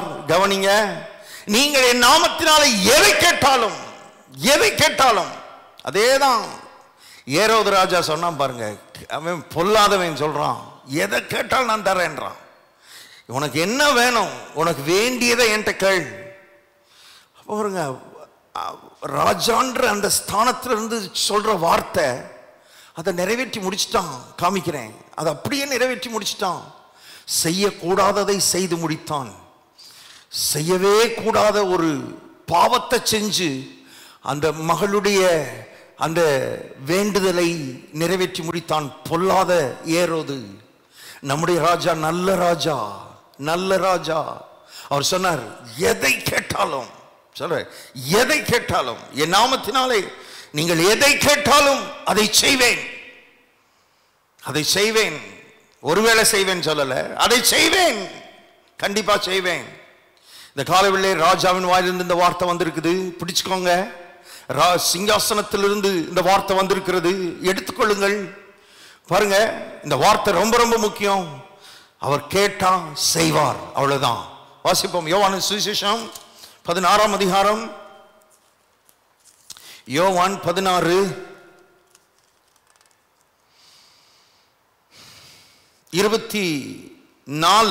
யோவான் 16:24 பாருங்க. இதுவரைக்கும் நீங்கள் என் நாமத்தினாலே ஒன்றும் கேட்கவில்லை. இப்ப கவனிங்க, கேளுங்கள், கேளுங்கள். திரும்ப திரும்ப அதான் சொல்றார், கேளுங்கள், அப்பொழுது உங்கள் சந்தோஷம் நிறைவாயிருக்கும்படி பெற்றுக்கொள்வீர்கள், பெற்றுக்கொள்வீர்கள். இந்த காலை நேரத்திலே அநேக ஜெபத்துக்கு பதிலை கர்த்தர் கொடுக்க போகிறார். அநேகருடைய ஜெபத்துக்கு கர்த்தர் பதில் வரப்போகிறது. அந்த பதில் உங்களை சந்தோஷப்படுத்த போகிறது. இந்த வசனம் சொல்லுகிறது, அந்த பதில் உங்களை சந்தோஷப்படுத்த போகிறது. ஆண்டாண்டு காலமாய் வடித்த கண்ணீர், ஆண்டாண்டு காலமாய் வடித்த கண்ணீருக்கு ஒரு முற்றுப்புள்ளியை கர்த்தர் வைக்கும்படி விரும்புகிறார். ஒரு முற்றுப்புள்ளியை கர்த்தர் வைத்து உங்கள் சந்தோஷம் நிறைவாக இருக்கும்படி ராஜா கொடுக்கிறார். இப்போ தேவ சமூகத்துக்கு வரும்பொழுதெல்லாம் சிங்காசனத்துக்கு முன்னால் நான் நிற்கிறேன், ராஜாவின் சமூகத்தில் நிற்கிறேன். இந்த ராஜா தான் என்னுடைய தகப்பனாக இருக்கிறார். இப்போ ராஜாவின் வாயிலிருந்து வார்த்தை வந்திருக்குது. அந்த வார்த்தையின் அடிப்படையில் நான் கேட்குறேன், என் சந்தோஷம் நிறைவாக இருக்கும்படி பெற்றுக்கொள்வேன். இந்த ஒரு உணர்வோடு தேவ சமூகத்துக்கு வரும்படி கர்த்தருடைய ஆவியானவர்களோடு பேசுகிறார். கர்த்தருடைய ஆவியானவர்களோடு பேசுகிறார். கேளுங்கள், கேளுங்கள், உங்கள் சந்தோஷம் நிறைவாயிருக்கும்படி பெற்றுக்கொள்வீர்கள். வாசிப்போம் மறுபடியும் மார்க் எழுதின சுவிசேஷம் 6ஆம் அதிகாரம் 22. ஏரோதியாளின் குமாரத்தி சபை நடுவே வந்து நடனம் பண்ணி ஏரோதுவையும் அவனோட கூட பந்தி இருந்தவர்களையும் சந்தோஷப்படுத்தினாள். அப்பொழுது ராஜா சிறு பெண்ணை நோக்கி, உனக்கு வேண்டியதை என்னிடத்தில் கேள், அதை உனக்கு தருவேன் என்று சொன்னதும் அல்லாமல், இப்ப கவனிங்க, நீ என்னிடத்தில் எதை கேட்டாலும், ராஜா சொல்ற, ராஜா வாயிலிருந்து வர்ற வார்த்தையை பாருங்க, நீ என்னிடத்தில் எதை கேட்டாலும். இப்படிலாம் பேசிட்டான். யூசுவலா ராஜாக்கள் இப்படியெல்லாம் சொல்ல மாட்டாங்க. ரொம்ப கவனமா அவங்க வார்த்தைகளை விடுவாங்க. இவன் கொஞ்சம் கவனம் இல்லாம வார்த்தையை விட்டுட்டான்.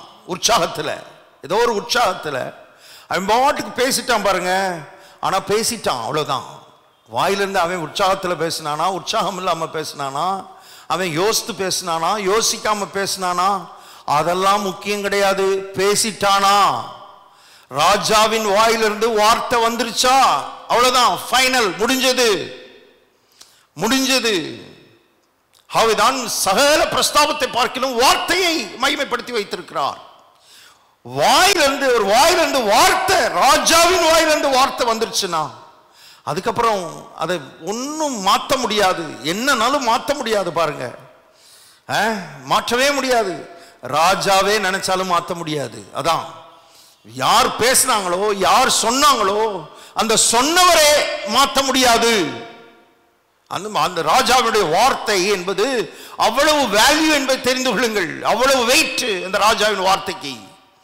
பாருங்க, இம்பாட்டுக்கு பேசிட்டான். நீ என்னிடத்தில் எதை கேட்டாலும் அது என் ராஜ்யத்தில் பாதியானாலும் அதை உனக்கு தருவேன் என்று அவளுக்கு ஆணையுமிட்டான். சொல்றான், எதை வேணாலும் கேளு, எதை வேணாலும் கேளு, நான் தரேன். ஏன்? நான் இப்ப ஆளுகை செஞ்சுக்கிட்டு இருக்கிறேனே ராஜ்யம், இந்த ராஜ்யத்துல பாதி ராஜ்யம் உனக்கு கேட்டாலும் நான் தந்துடுறேன்றான். பாதி ராஜ்யத்தை கேட்டாலும் தர்றேன்றான். பாருங்க, இந்த நேரத்தில் எனக்கு ஒரு ஞாபகம் வருகிறது. நம்முடைய ராஜா, நம்முடைய தகப்பன் நம்ம கேட்கறதுக்கு முன்னாலேயே ராஜ்யத்தை நமக்கு தர்றதுக்கு அவர் வாஞ்சையாய் இருக்கிறார் என்று வேதம் சொல்கிறது. வாசிப்போம். லூக்கான சுவிசேஷம் 12ஆம் அதிகாரம். லூக்கான சுவிசேஷம் 12ஆம் அதிகாரம் 32வது வசனம். லூக்கா 12:32.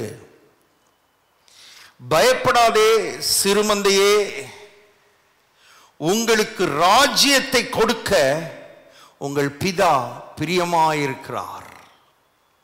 ராஜ்யத்தை கொடுக்க பிரியமாயிருக்கிறார். இப்போ ஒரு விஷயத்தை சொல்றேன். ராஜ்யத்தை கொடுக்க பிரியமாயிருக்கிறார்னு கல்வாரிக்கு போறதுக்கு முன்னால இயேசு சொன்னார். இப்ப அவர் கல்வாரிக்கு போய் ரத்தம் சிந்தி ஜீவனை கொடுத்ததுனால ராஜ்யத்தை நமக்கு கொடுத்து விட்டார். ராஜ்யத்தை கொடுத்து விட்டார். அவர் வெறும் பிரியமம் மட்டும் இல்லை, ராஜ்யத்தை இப்போ நமக்கு கொடுத்து விட்டார். ராஜ்யத்தின் பிரஜைகளாக, ராஜ்யத்தின் குடிமக்களாக நம்மை மாற்றி விட்டார். நம்மை ராஜ்யத்துக்குள்ள கொண்டு போய் சேர்த்து விட்டார். இப்போ ரொம்ப முக்கியமான ஒரு காரியத்தை சொல்றேன். ராஜ்யமே நமக்கிட்ட வந்துட்டதுனால மற்ற அற்பமான சின்ன சின்ன காரியங்கள், நம்முடைய தேவைகள், இவைகளுக்கெல்லாம் நம்ம கவலைப்பட வேண்டிய அவசியம் இல்லை. அதுதான் பேசுறார். அதுக்கெல்லாம் நம்ம இனி கவலைப்பட வேண்டியதில்லை. ராஜ்யத்துக்குள்ள வந்தவர்கள், ராஜ்யத்தின் பிரஜைகளாய் மாறினவர்கள், ராஜ்யத்தின் குடிமக்களாய் மாறினவர்கள் இப்ப முதலாவது தேவனுடைய ராஜ்யத்தை தேடுகிறவர்களாக அல்லது ராஜ்யத்தை குறித்து உணர்வுள்ளவர்களாக, உள்ளே இருக்கிற ராஜ்யத்தை கற்றுக்கொள்கிறவர்களாக, ராஜாவை குறித்து கற்றுக்கொள்கிறவர்களாக, ராஜாவை அறிகிற அறிவிலே வளருகிறவர்களாக, ராஜ்யத்தை குறித்த அறிவிலே வளருகிறவர்களாக, ராஜ்யத்தை குறித்து இன்னும் என்ன போட்டிருக்குது, இந்த ராஜ்யத்துக்குள்ள இன்னும் என்ன இருக்கிறது, இந்த ராஜ்யத்துக்குள்ள இருக்கிற ஸ்லாக்கியம் என்ன, இந்த ராஜ்யத்துக்குள்ள இருக்கிற பாக்கியம் என்ன, இந்த ராஜ்யத்துக்குள்ள இருக்கிற சலுகைகள் என்ன, இந்த ராஜ்யத்துக்குள்ள இருக்கிற உரிமைகள் என்ன, இதையெல்லாம் தேடி தேடி தேடி தேடி இதுல நேரத்தை செலவழிப்பீர்களானால் அப்பொழுது இவைகளெல்லாம் உங்களுக்கு கூட கொடுக்கப்படும். இவைகளெல்லாம் உங்களுக்கு கூட கொடுக்கப்படும். அற்பமான சின்ன சின்ன காரியங்களை குறித்து கவலைப்பட வேண்டியதில்லை. ராஜ்யத்துக்காக வாழ ஆரம்பியுங்கள். ராஜ்யத்துக்காக வாழ ஆரம்பியுங்கள். ராஜ்யத்தை குறித்த எண்ணம், ராஜ்யத்தை குறித்த சிந்தை, நாம ஒரு ராஜ்யத்துக்குள்ள இருக்கிறோம் என்கிற உணர்வு திரும்ப திரும்ப கர்த்தர் தான் பேசுகிறார். நீ ஒரு ராஜ்யத்துக்குள்ளே வந்து விட்டாய். உன்னை கர்த்தர் ஒரு ராஜ்யத்துக்குள்ளே கொண்டு வந்திருக்கிறார். ஒரு தேவனுடைய ஆளுகைக்குள்ளே கொண்டு வந்திருக்கிறார். தேவனுடைய ஆளுகைக்கு இருதயத்தை திறந்து கொடுக்கணும். இன்னும் ஆழமா திறந்து கொடுக்கணும். இன்னும் ஆழமாய் தேவனுடைய ஆட்சிக்கு திறந்து கொடுக்கணும். சுயத்தை கீழே தள்ளணும் பாருங்க, சுயத்தை கீழே தள்ளணும் பாருங்க. மூன்று விதமான ஆளுகைக்குள்ளே மக்கள் இருக்கிறார்கள். 3 விதமான ஆளுகைக்குள்ளே மக்கள் இருக்கிறார்கள். 1, தேவனால் ஆளப்படுகிறவர்கள், தேவனுடைய ஆளுகைக்கு கீழே இருக்கிறவர்கள். 2, பிசாசின் ஆளுகைக்கு கீழே இருக்கிறவர்கள். டைரக்டா பிசாசு அநேகரை ஆண்டு கொண்டிருக்கிறான், ஆட்சி செய்கிறான். 1 தேவனால் ஆளுகை செய்யப்படுகிறவர்கள், 2 பிசாசினால் ஆளுகை செய்யப்படுகிறவர்கள், 3 தங்களை தாங்களே ஆளுகை செய்கிறவர்கள். இது ஒரு 3வது கூட்டம், ஒரு பெரிய கூட்டம். இது சபைக்கு வெளியேவும் இருக்கிறது, சபைக்கு உள்ளேயும் இருக்க வாய்ப்பு இருக்கிறது. தங்களை தாங்களே ஆளுகை செய்கிறது. அதனாலதான் இதெல்லாம் கரெக்ட் பண்றதுக்கு தான் கர்த்தர் இந்த நாட்கள்ல ஆளுகை குறித்து, ராஜ்யத்தை குறித்து நம்மோடு பேசிக் கொண்டிருக்கிறார். 1 தேவனுடைய ராஜ்யம், இன்னொன்று பிசாசின் ராஜ்யம், இன்னொன்று சுய ராஜ்யம். அநேகருக்குள்ளே இந்த சுய ராஜ்யம் வேலை செய்து, தனக்கு என்ன, எனக்கு என்ன பிடிக்கும், எனக்கு என்ன வேணும், எனக்கு என்ன, என்னுடைய சித்தம் என்ன, என்னுடைய திங்கிங் என்ன, இதுலயே தான் சுயத்துக்கு முக்கியத்துவம் கொடுத்து ஜென்ம சுபாவம் உள்ள மனிதர்களாக வாழ்ந்து கொண்டிருக்கிறார்கள். சுய ராஜ்யம்னு ஒன்று இருக்குது. சுயம் இது தன்னைத்தானே ஆள்றது, தனக்குத்தானே ஆளுகை செய்யறது. பாருங்க, இது இந்த சீட்டை, இந்த சுயத்துக்கு கொடுத்திருக்கிற சீட், அங்க தேவன் உட்கார்ந்து ஆளுகை செய்யணும். அதான் ராஜ்யம், தேவனுடைய ராஜ்யம். தேவனுடைய ஆளுகைக்கு ஆழமாய் விட்டு கொடுக்கணும். என்னை ஆளுகை செய்யும் ஆண்டவரே, என்னுடைய விருப்பம் அல்ல உம்முடைய விருப்பம், என்னுடைய சித்தம் அல்ல உம்முடைய சித்தம், என்னுடைய நோக்கம் அல்ல உம்முடைய நோக்கம், உம்முடைய நோக்கம். பாருங்க, அதான் தேவனுடைய ராஜ்யத்துக்குள்ள இருக்கிறது, அதான் தேவனுடைய ராஜ்யத்துக்குள்ள வாழ்றது. சுயத்தை கீழே தள்ளணும். ஆண்டவர் சொன்னார், தன்னைத்தான் வெறுத்து ஒருவன் என்னை பின்பற்றி வர விரும்பினால் தன்னைத்தான் வெறுத்து. அப்படின்னு என்ன சொல்றாருன்னா, சுயத்துக்கு முக்கியத்துவம் கொடுக்காத, சுய விருப்பங்களுக்கு முக்கியத்துவம் கொடுக்காத, சுய தீர்மானங்களுக்கு முக்கியத்துவம் கொடுக்காத. தேவன் ராஜா அவருடைய ஆளுகை என் வாழ்க்கையில இருக்கணும், என் குடும்பத்தில் இருக்கணும், என்னுடைய தீர்மானங்கள்ல அவருடைய ஆளுகை இருக்கணும், நான் எடுக்கிற முடிவுகள்ல ராஜாவினுடைய ஆளுகை இருக்கணும். இப்படிப்பட்ட எண்ணம், இப்படிப்பட்ட சிந்தை, இப்படிப்பட்ட ஒரு ஆழமான அர்ப்பணிப்பு நமக்கு இந்த நாட்களில் வர வேண்டும் என்று கர்த்தர் எதிர்பார்க்கிறார். அதனாலதான் இதை நம்மோடு கூட பேசிக் கொண்டிருக்கிறார். வாசிப்போம். மார்க் எழுதின சுவிசேஷம் 6ஆம் அதிகாரம் 23வது வசனம். நீ என்னிடத்தில் எதை கேட்டாலும் அது என் ராஜ்யத்தில் பாதி ஆனாலும் அதை உனக்கு தருவேன் என்று அவளுக்கு ஆணையுமிட்டான். 22 பின்பகுதியை வாஸ்து 23 வாஸ்தா இன்னும் நல்லா இருக்கும். 22 பின்னால் இருக்கிற பகுதி, ராஜா சிறு பெண்ணை நோக்கி, உனக்கு வேண்டியதை என்னிடத்தில் கேள், அதை உனக்கு தருவேன் என்று சொன்னதும் அல்லாமல் நீ என்னிடத்தில் எதை கேட்டாலும் அது என் ராஜ்யத்தில் பாதியானாலும் அதை உனக்கு தருவேன் என்று அவளுக்கு ஆணையும் இட்டான். சொன்னதும் அல்லாமல் ஆணையும் இட்டான். உங்களுக்கு தெரியுமா, ராஜாக்கள் சொன்னாலே போதும், ராஜாக்கள் வாயிலிருந்து வார்த்தை வந்தாலே போதும், நிறைவேறிடும். ஆனா இவன் வெறுமையா சொன்னது மாத்திரமல்ல, வெறும் வாயிலிருந்து வார்த்தை கொடுத்தது மாத்திரமல்ல, ஆணையிட்டு கொடுத்துட்டான். ஆணை சத்தியம் பண்ணி கொடுத்துட்டான். பாருங்க, உறுதிப்படுத்தி கொடுத்துட்டான். ஆணையிட்டான். சொன்னதும் அல்லாமல் ஆணையும் கொடுத்தான். இப்போ கப்புன்னு பிடிச்சுக்கிட்டாவ. இவன் பேசின வார்த்தை, இவனுடைய வாக்குத்தத்தம், வாக்குறுதி, இவன் சொன்ன வாக்குறுதியை பிடிச்சுக்கிட்டான். அவ பிடிச்சுக்கிட்டா. வாக்குறுதியின் மேல் இவன் போட்ட ஆணை, அதுக்கு மேல அதையும் பிடிச்சுக்கிட்டு என்ன கேட்டான்றதான் பாருங்க. வாசிப்போம். 24வது வசனம். அப்பொழுது அவள் வெளியே போய் நான் என்ன கேட்க வேண்டும் என்று தன் தாயினிடத்தில் கேட்டாள். அதற்கு அவள், யோவான் ஸ்நானகனுடைய தலையை கேள் என்றாள். பாருங்க, சிறைச்சாலையில் இருக்கிறான் யோவான் ஸ்நானகன். அவனுடைய தலையை கேட்குறா பாருங்க. அவனை கொன்னு அவ தலை வேணும்னு கேட்கணும். இப்போ தலையை கொடுக்கலாமா, கொல்லலாமா அப்படின்னா கொல்லக்கூடாது, கொல்றதுக்கு ஏறோதுக்கு மனசும் இல்லை. ஆனால் பாயிண்ட் நான் சொல்ல விரும்புகிறேன், அவன் ராஜாவாக இருந்தபடினால் அவன் வாயிலிருந்து வந்த வார்த்தை ஆணை வேலை செய்து. இங்கே ஆணை வேலை செய்கிறது, வார்த்தை வேலை செய்கிறது, வாக்குறுதி வேலை செய்கிறது, ஆணை வேலை செய்கிறது. இப்போ கவனிங்க,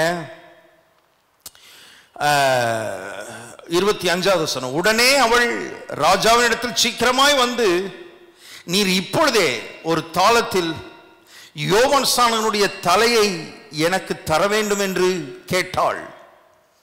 தலையை குடுன்னு கேட்கிறான். யோவான் ஸ்நானகனுடைய தலை எனக்கு வேணும்னு கேட்கிறான். 26வது வசனம் ரொம்ப முக்கியமான வசனம், 26. அப்பொழுது ராஜா மிகுந்த துக்கமடைந்தான். மிகுந்த துக்கமடைந்தான். ஏன், எதுக்காக துக்கமடைந்தான்? தெரியாம வாயை விட்டுட்டனே, தெரியாம ஆணை இட்டுட்டனே, ஒரு பொல்லாதவகிட்ட வார்த்தையை கொடுத்துட்டனே. மிகுந்த துக்கமடைந்தான். யோவான் ஸ்நானகனை கொல்றதுக்கு ராஜாவுக்கு மனசு இல்லை. யோவான் ஸ்நானகனுடைய தலையை வெட்டுறதுக்கு ஏரோது ராஜாவுக்கு மனசு இல்லை. இப்போ அவனுக்கு மனசு இருக்கா இல்லையா, ராஜாவுக்கு விருப்பம் இருக்கா இல்லையான்றது கேள்வியே இல்லை என்பதை உங்கள் ஞாபகத்துக்கு கொண்டு வருகிறேன். இப்போ ராஜாவுக்கு விருப்பம் இருக்கா இல்லையான்றது கேள்வியே இல்லை. இப்போ ராஜாவின் விருப்பத்தை விட, ராஜாவினுடைய விருப்பத்தை விட ராஜாவினுடைய ஆணை ரொம்ப ரொம்ப முக்கியமானது. இவைகளெல்லாம் ஆவிக்குரிய மக்கள் புரிந்து கொள்ள வேண்டும். ராஜாவுடைய விருப்பத்தை விட ராஜாவுடைய ஆணை, his oath, his pledge is more important than his wish. கவனிக்கும்படி கர்த்தருடைய ஆவியானவர் விரும்புகிறார். இந்த வெளிப்பாட்டை நாம் பெற்றுக்கொள்ள வேண்டும் என்று கர்த்தர் விரும்புகிறார். ராஜாவுக்கு மிகுந்த துக்கமாக இருந்தது. ஏன்னா கொடுக்க மனசு இல்லை, கொடுக்க விருப்பம் இல்லை, பிடிக்கல. இப்ப ராஜாவுக்கு பிடிக்குதா பிடிக்கலையா கேள்வியே இல்லை. இப்ப அவருடைய விருப்பத்தை காட்டிலும் அவர் போட்ட ஆணை அதான் வேலை செய்யும். இப்ப கவனிங்க, அப்பொழுது ராஜா மிகுந்த துக்கம் அடைந்தான். ஆகிலும் ஆணையின் நிமித்தமும் கூட பந்தி இருந்தவர்களின் நிமித்தமும் அவளுக்கு அதை மறுக்க மனதில்லாமல் உடனே அவனுடைய தலையை கொண்டு வரும்படி சேவகனுக்கு கட்டளையிட்டு அனுப்பினான். சேவகனுக்கு கட்டளையிட்டு அனுப்பினான். கவனிங்க, இந்த காலவெளியிலே ஆணை நிமித்தம் அவனுக்கு பிடிக்கல, துக்கம் உண்டாயிற்று, விருப்பம் இல்லை, ஆணை நிமித்தம் அதை செய்தான். இப்போ கர்த்தர் சொல்றாரு, நானும் என் வாயை திறந்து உனக்கு அநேக வாக்குத்தத்தங்களை கொடுத்திருக்கிறேன். வாக்குத்தத்தங்களை மட்டுமல்ல, வாக்குத்தத்தத்தை உறுதிப்படுத்தும்படி ஆணையையும் நான் செய்திருக்கிறேன் என்று கர்த்தர் சொல்லுகிறார். இப்போ நம்ம பிடிக்கிறது அந்த வாக்குத்தத்தத்தையும் அந்த வாக்குத்தத்தத்தை உறுதிப்படுத்துகிற ஆணையையும் பிடிக்கும் போது ராஜா அருமையானவர்களை மகிழுகிறார். இவன் துக்கப்படலாம், ஆனா நம்ம ராஜா கிட்ட கேட்கும்போது மகிழுகிறார். ஏன்னா அவருடைய வார்த்தைக்கு நம்ம மரியாதை கொடுத்து, அவருடைய வாக்குத்தத்தத்துக்கு மரியாதை கொடுக்கும் பொழுது அவருடைய குணாதிசயத்துக்கு மரியாதை கொடுக்கிறோம். அவர் எவ்வளவு உண்மை உள்ளவர் என்பதற்கு மரியாதை கொடுக்கிறோம். அதனாலதான் நம்ம போறோம், அவர்கிட்ட போறோம்.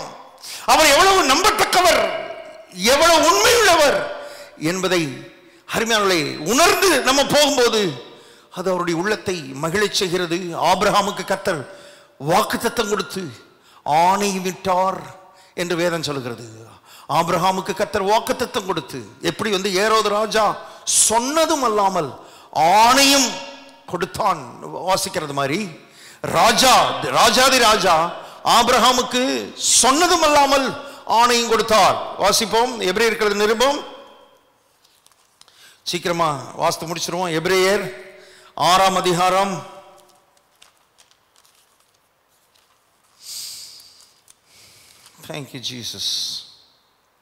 6ஆம் அதிகாரம் 13ஆம் வசனத்திலிருந்து வாசிக்கிறேன். எபிரேயர் 6:13. ஆபிரகாமுக்கு தேவன் வாக்குத்தத்தம் பண்ணின போது ஆணையிடும்படி தம்மிலும் பெரியவர் ஒருவரும் இல்லாதபடினாலே தமது பேரிலே தானே ஆணையிட்டார். ஆணையிட்டார். ராஜா ஆணையிட்டார். ஆணையிட்டார். ஆபிரகாமுக்கு ஆணையிட்டார். ஒன்னு வாக்குத்தத்தம் பண்ணினார், இன்னொன்னு ஆணையிட்டார். வாக்குத்தத்தத்தை நிச்சயமா நிறைவேற்றுவேன்னு ஆபிரகாமுக்குள்ளே ஒரு நம்பிக்கை கொடுக்கும்படியாக, ஆபிரகாமுக்குள்ளே ஒரு விசுவாசத்தை தூண்டி எழுப்பும்படியாக ஆணையிட்டார். ஆணையிட்டார். கர்த்தர் ஆணையிட்டார்.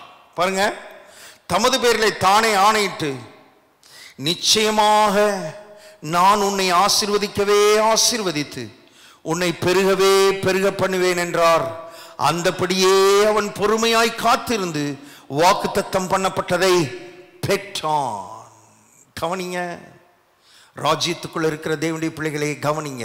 எப்படி இந்த ராஜாவின் இடத்திலிருந்து நாம் காரியங்களை பெற்றுக்கொள்கிறோம் என்கிறதை இந்த ராஜாவை குறித்து அறியும் பொழுது, ராஜாவினுடைய குணாதிசயத்தை அறியும் பொழுது நாம் இதெல்லாம் கற்றுக்கொள்ள வேண்டியது மிக அவசியமா இருக்கிறது.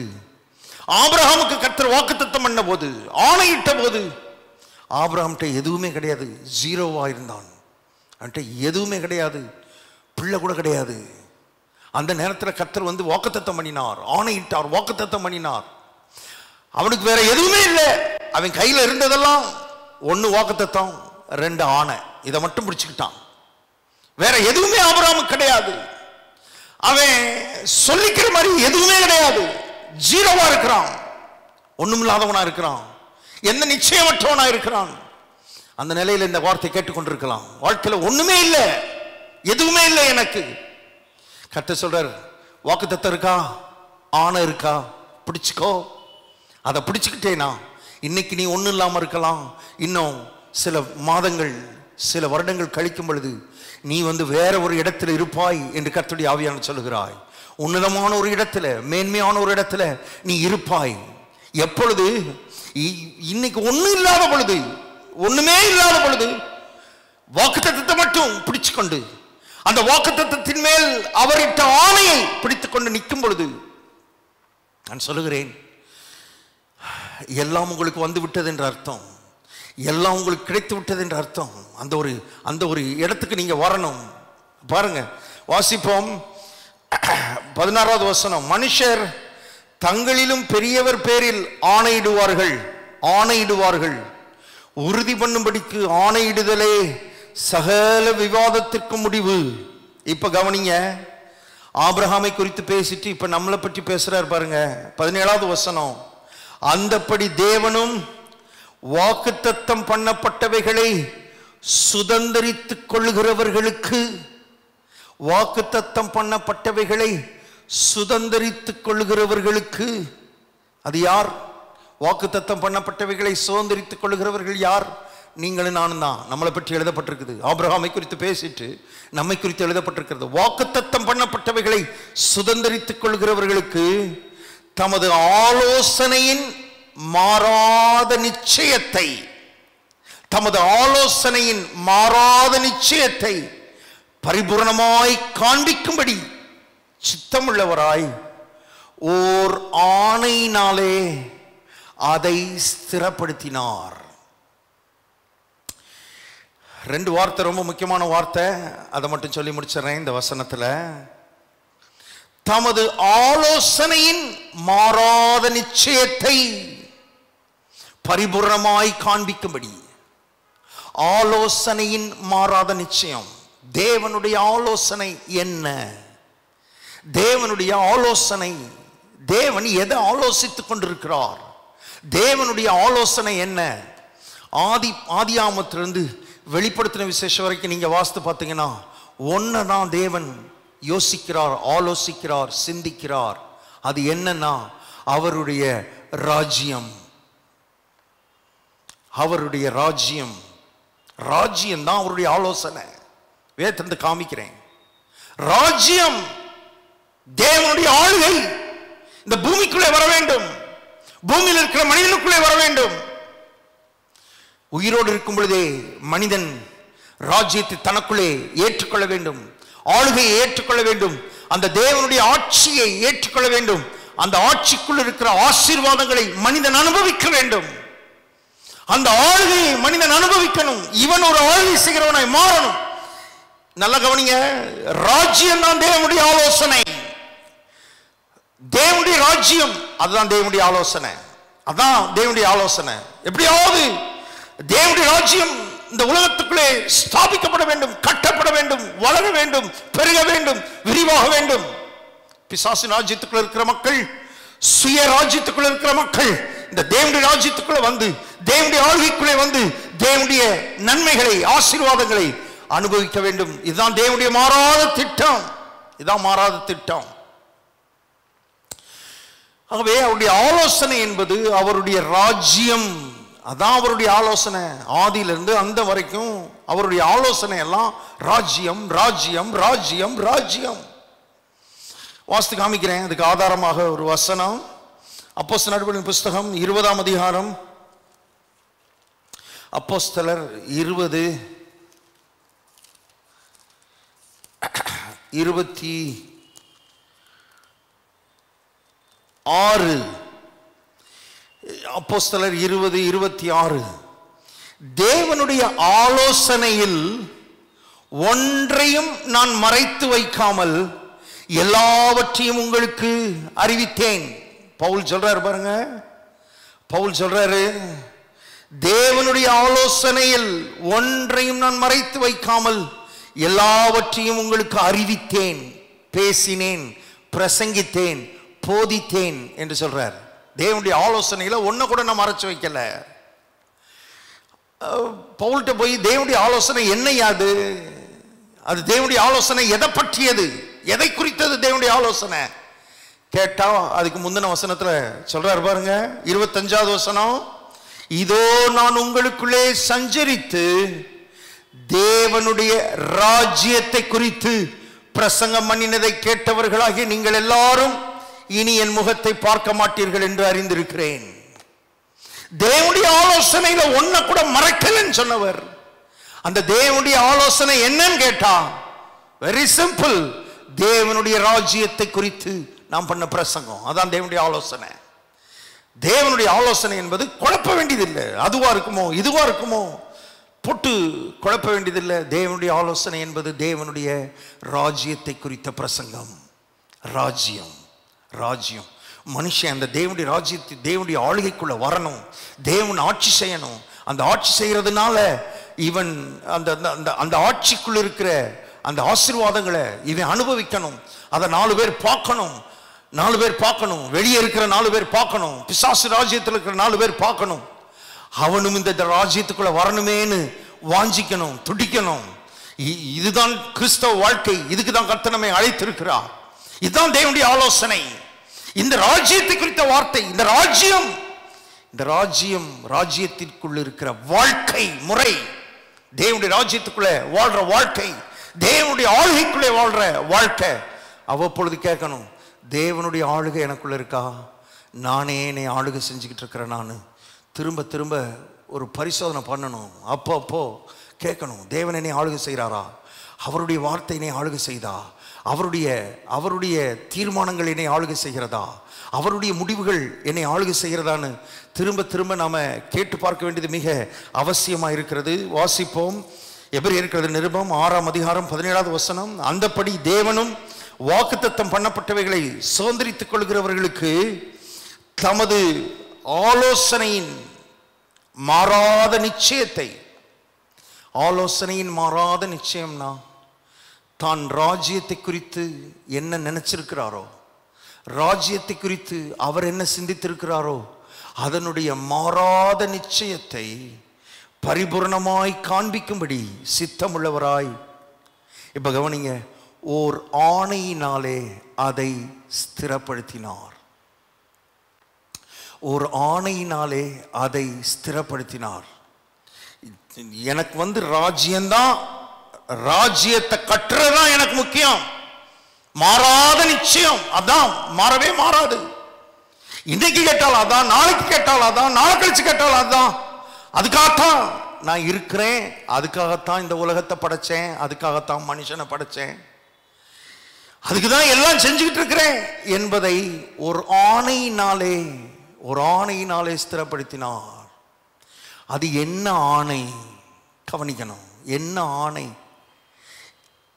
அந்த ஆணை எந்த ஆணையை வச்சு அவர் அதை ஸ்திரப்படுத்தினார்? ஆணை என்கிற வார்த்தை கிரேக்க மொழியில நீங்க பார்த்தீங்கன்னா அது என்ன அர்த்தத்தில் வருதுன்னா, மீடியேட்டர் என்கிற அர்த்தத்தில் அந்த வார்த்தை வருது. ஆணை என்கிற வார்த்தை மீடியேட்டர், மீடியேட்டர்னா மத்தியஸ்தர் என்கிற அர்த்தத்திலே ஆணை என்கிற வார்த்தைக்கு மத்தியஸ்தர் என்கிற அர்த்தம் வருது.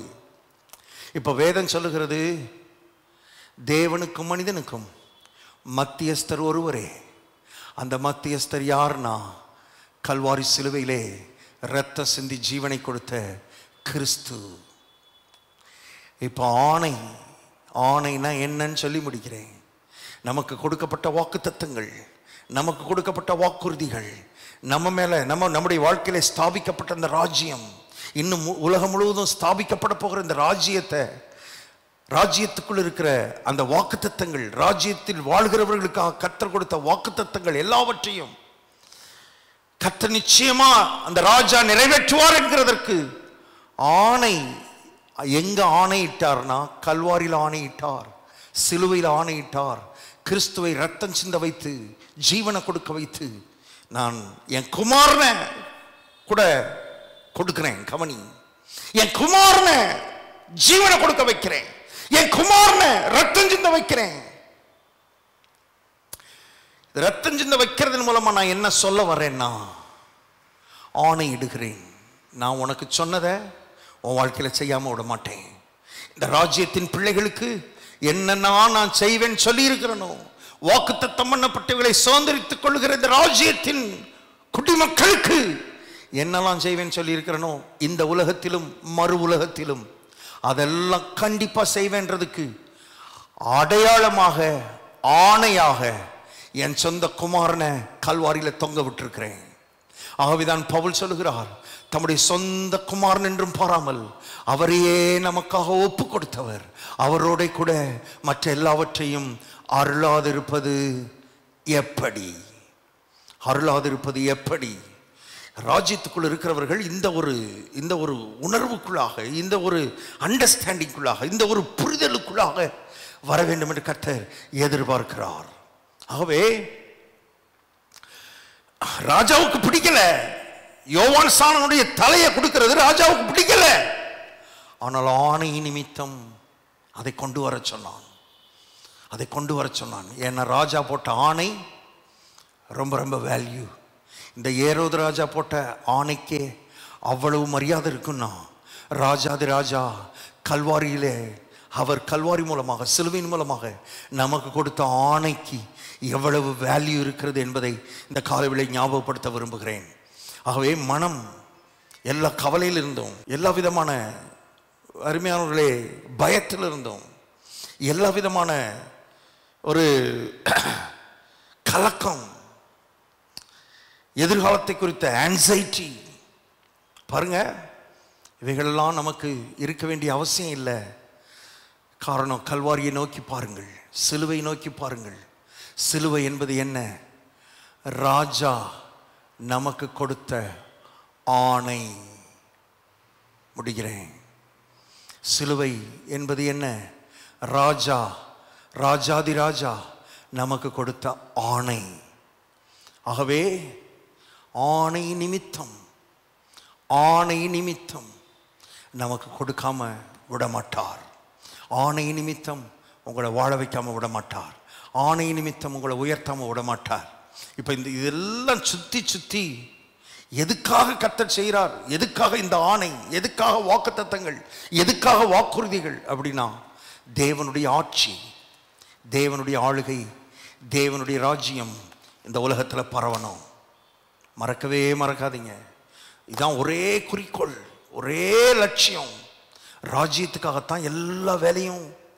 ஆதியாகமம் 1:1 வெளிப்படுத்தல் 22 கடைசி வசனம் வரைக்கும் ஒரே புள்ளியில ஒரே கோட்டில் தான் வேதம் செல்லுகிறது என்பதை நான் உங்களுக்கு வரப்போகிற நாட்களில் தொடர்ந்து காண்பிக்க போறேன்.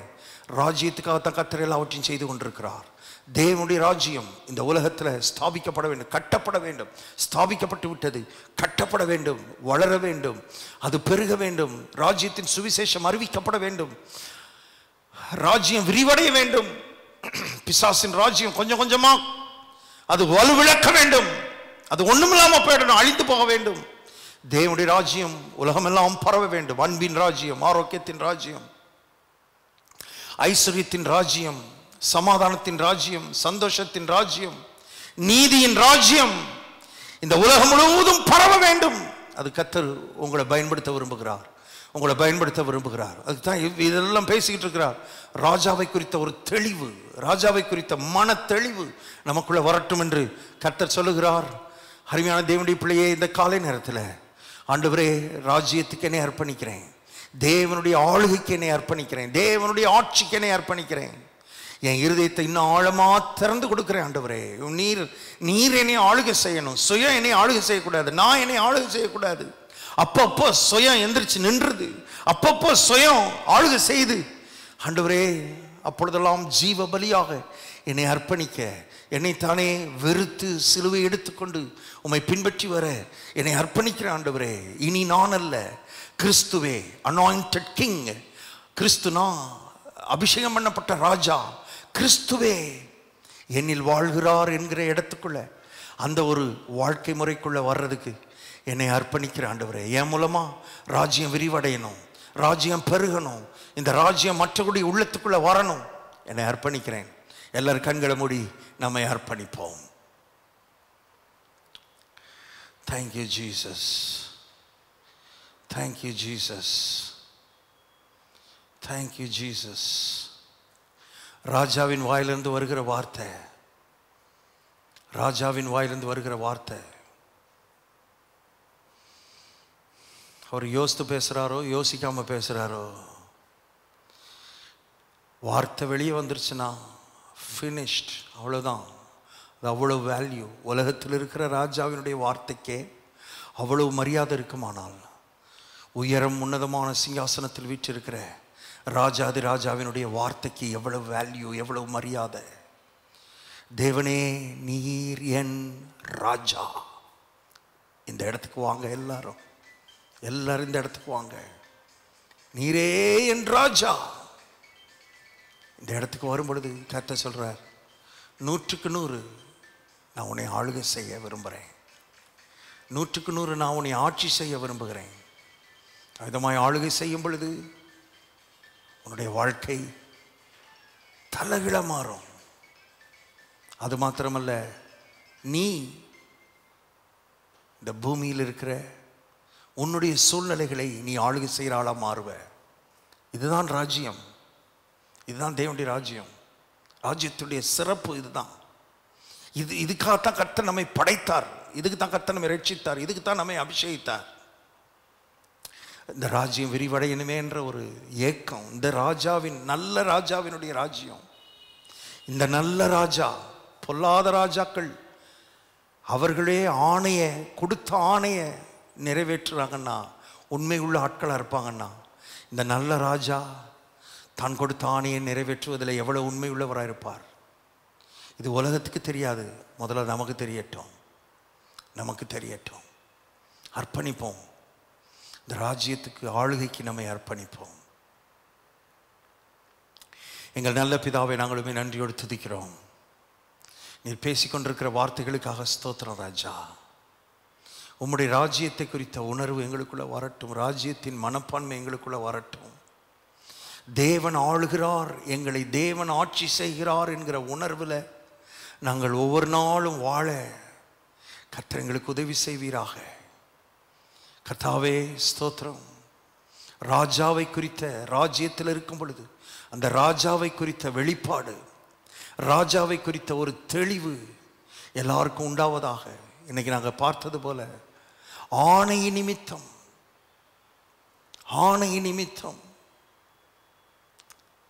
ஒரு ஊழியக்காரனுடைய தலையை வெட்ட சொல்வானானால், எங்கள் ராஜாதி ராஜா ஆணை நிமித்தம் எங்களுக்கு எவ்வளவு செய்ய காத்திருக்கிறீர், எவ்வளவு செய்ய உண்மையுள்ளவராக இருக்கிறீர் என்கிற வெளிப்பாட்டை எல்லாரும் பெற்றுக்கொள்ளட்டும் ஆண்டவரே. கவலைகள் ஓடட்டும், பயங்கள் நீங்கட்டும் கர்த்தாவே, கலக்கங்கள் நீங்கட்டும், சஞ்சலங்கள் நீங்கட்டும்.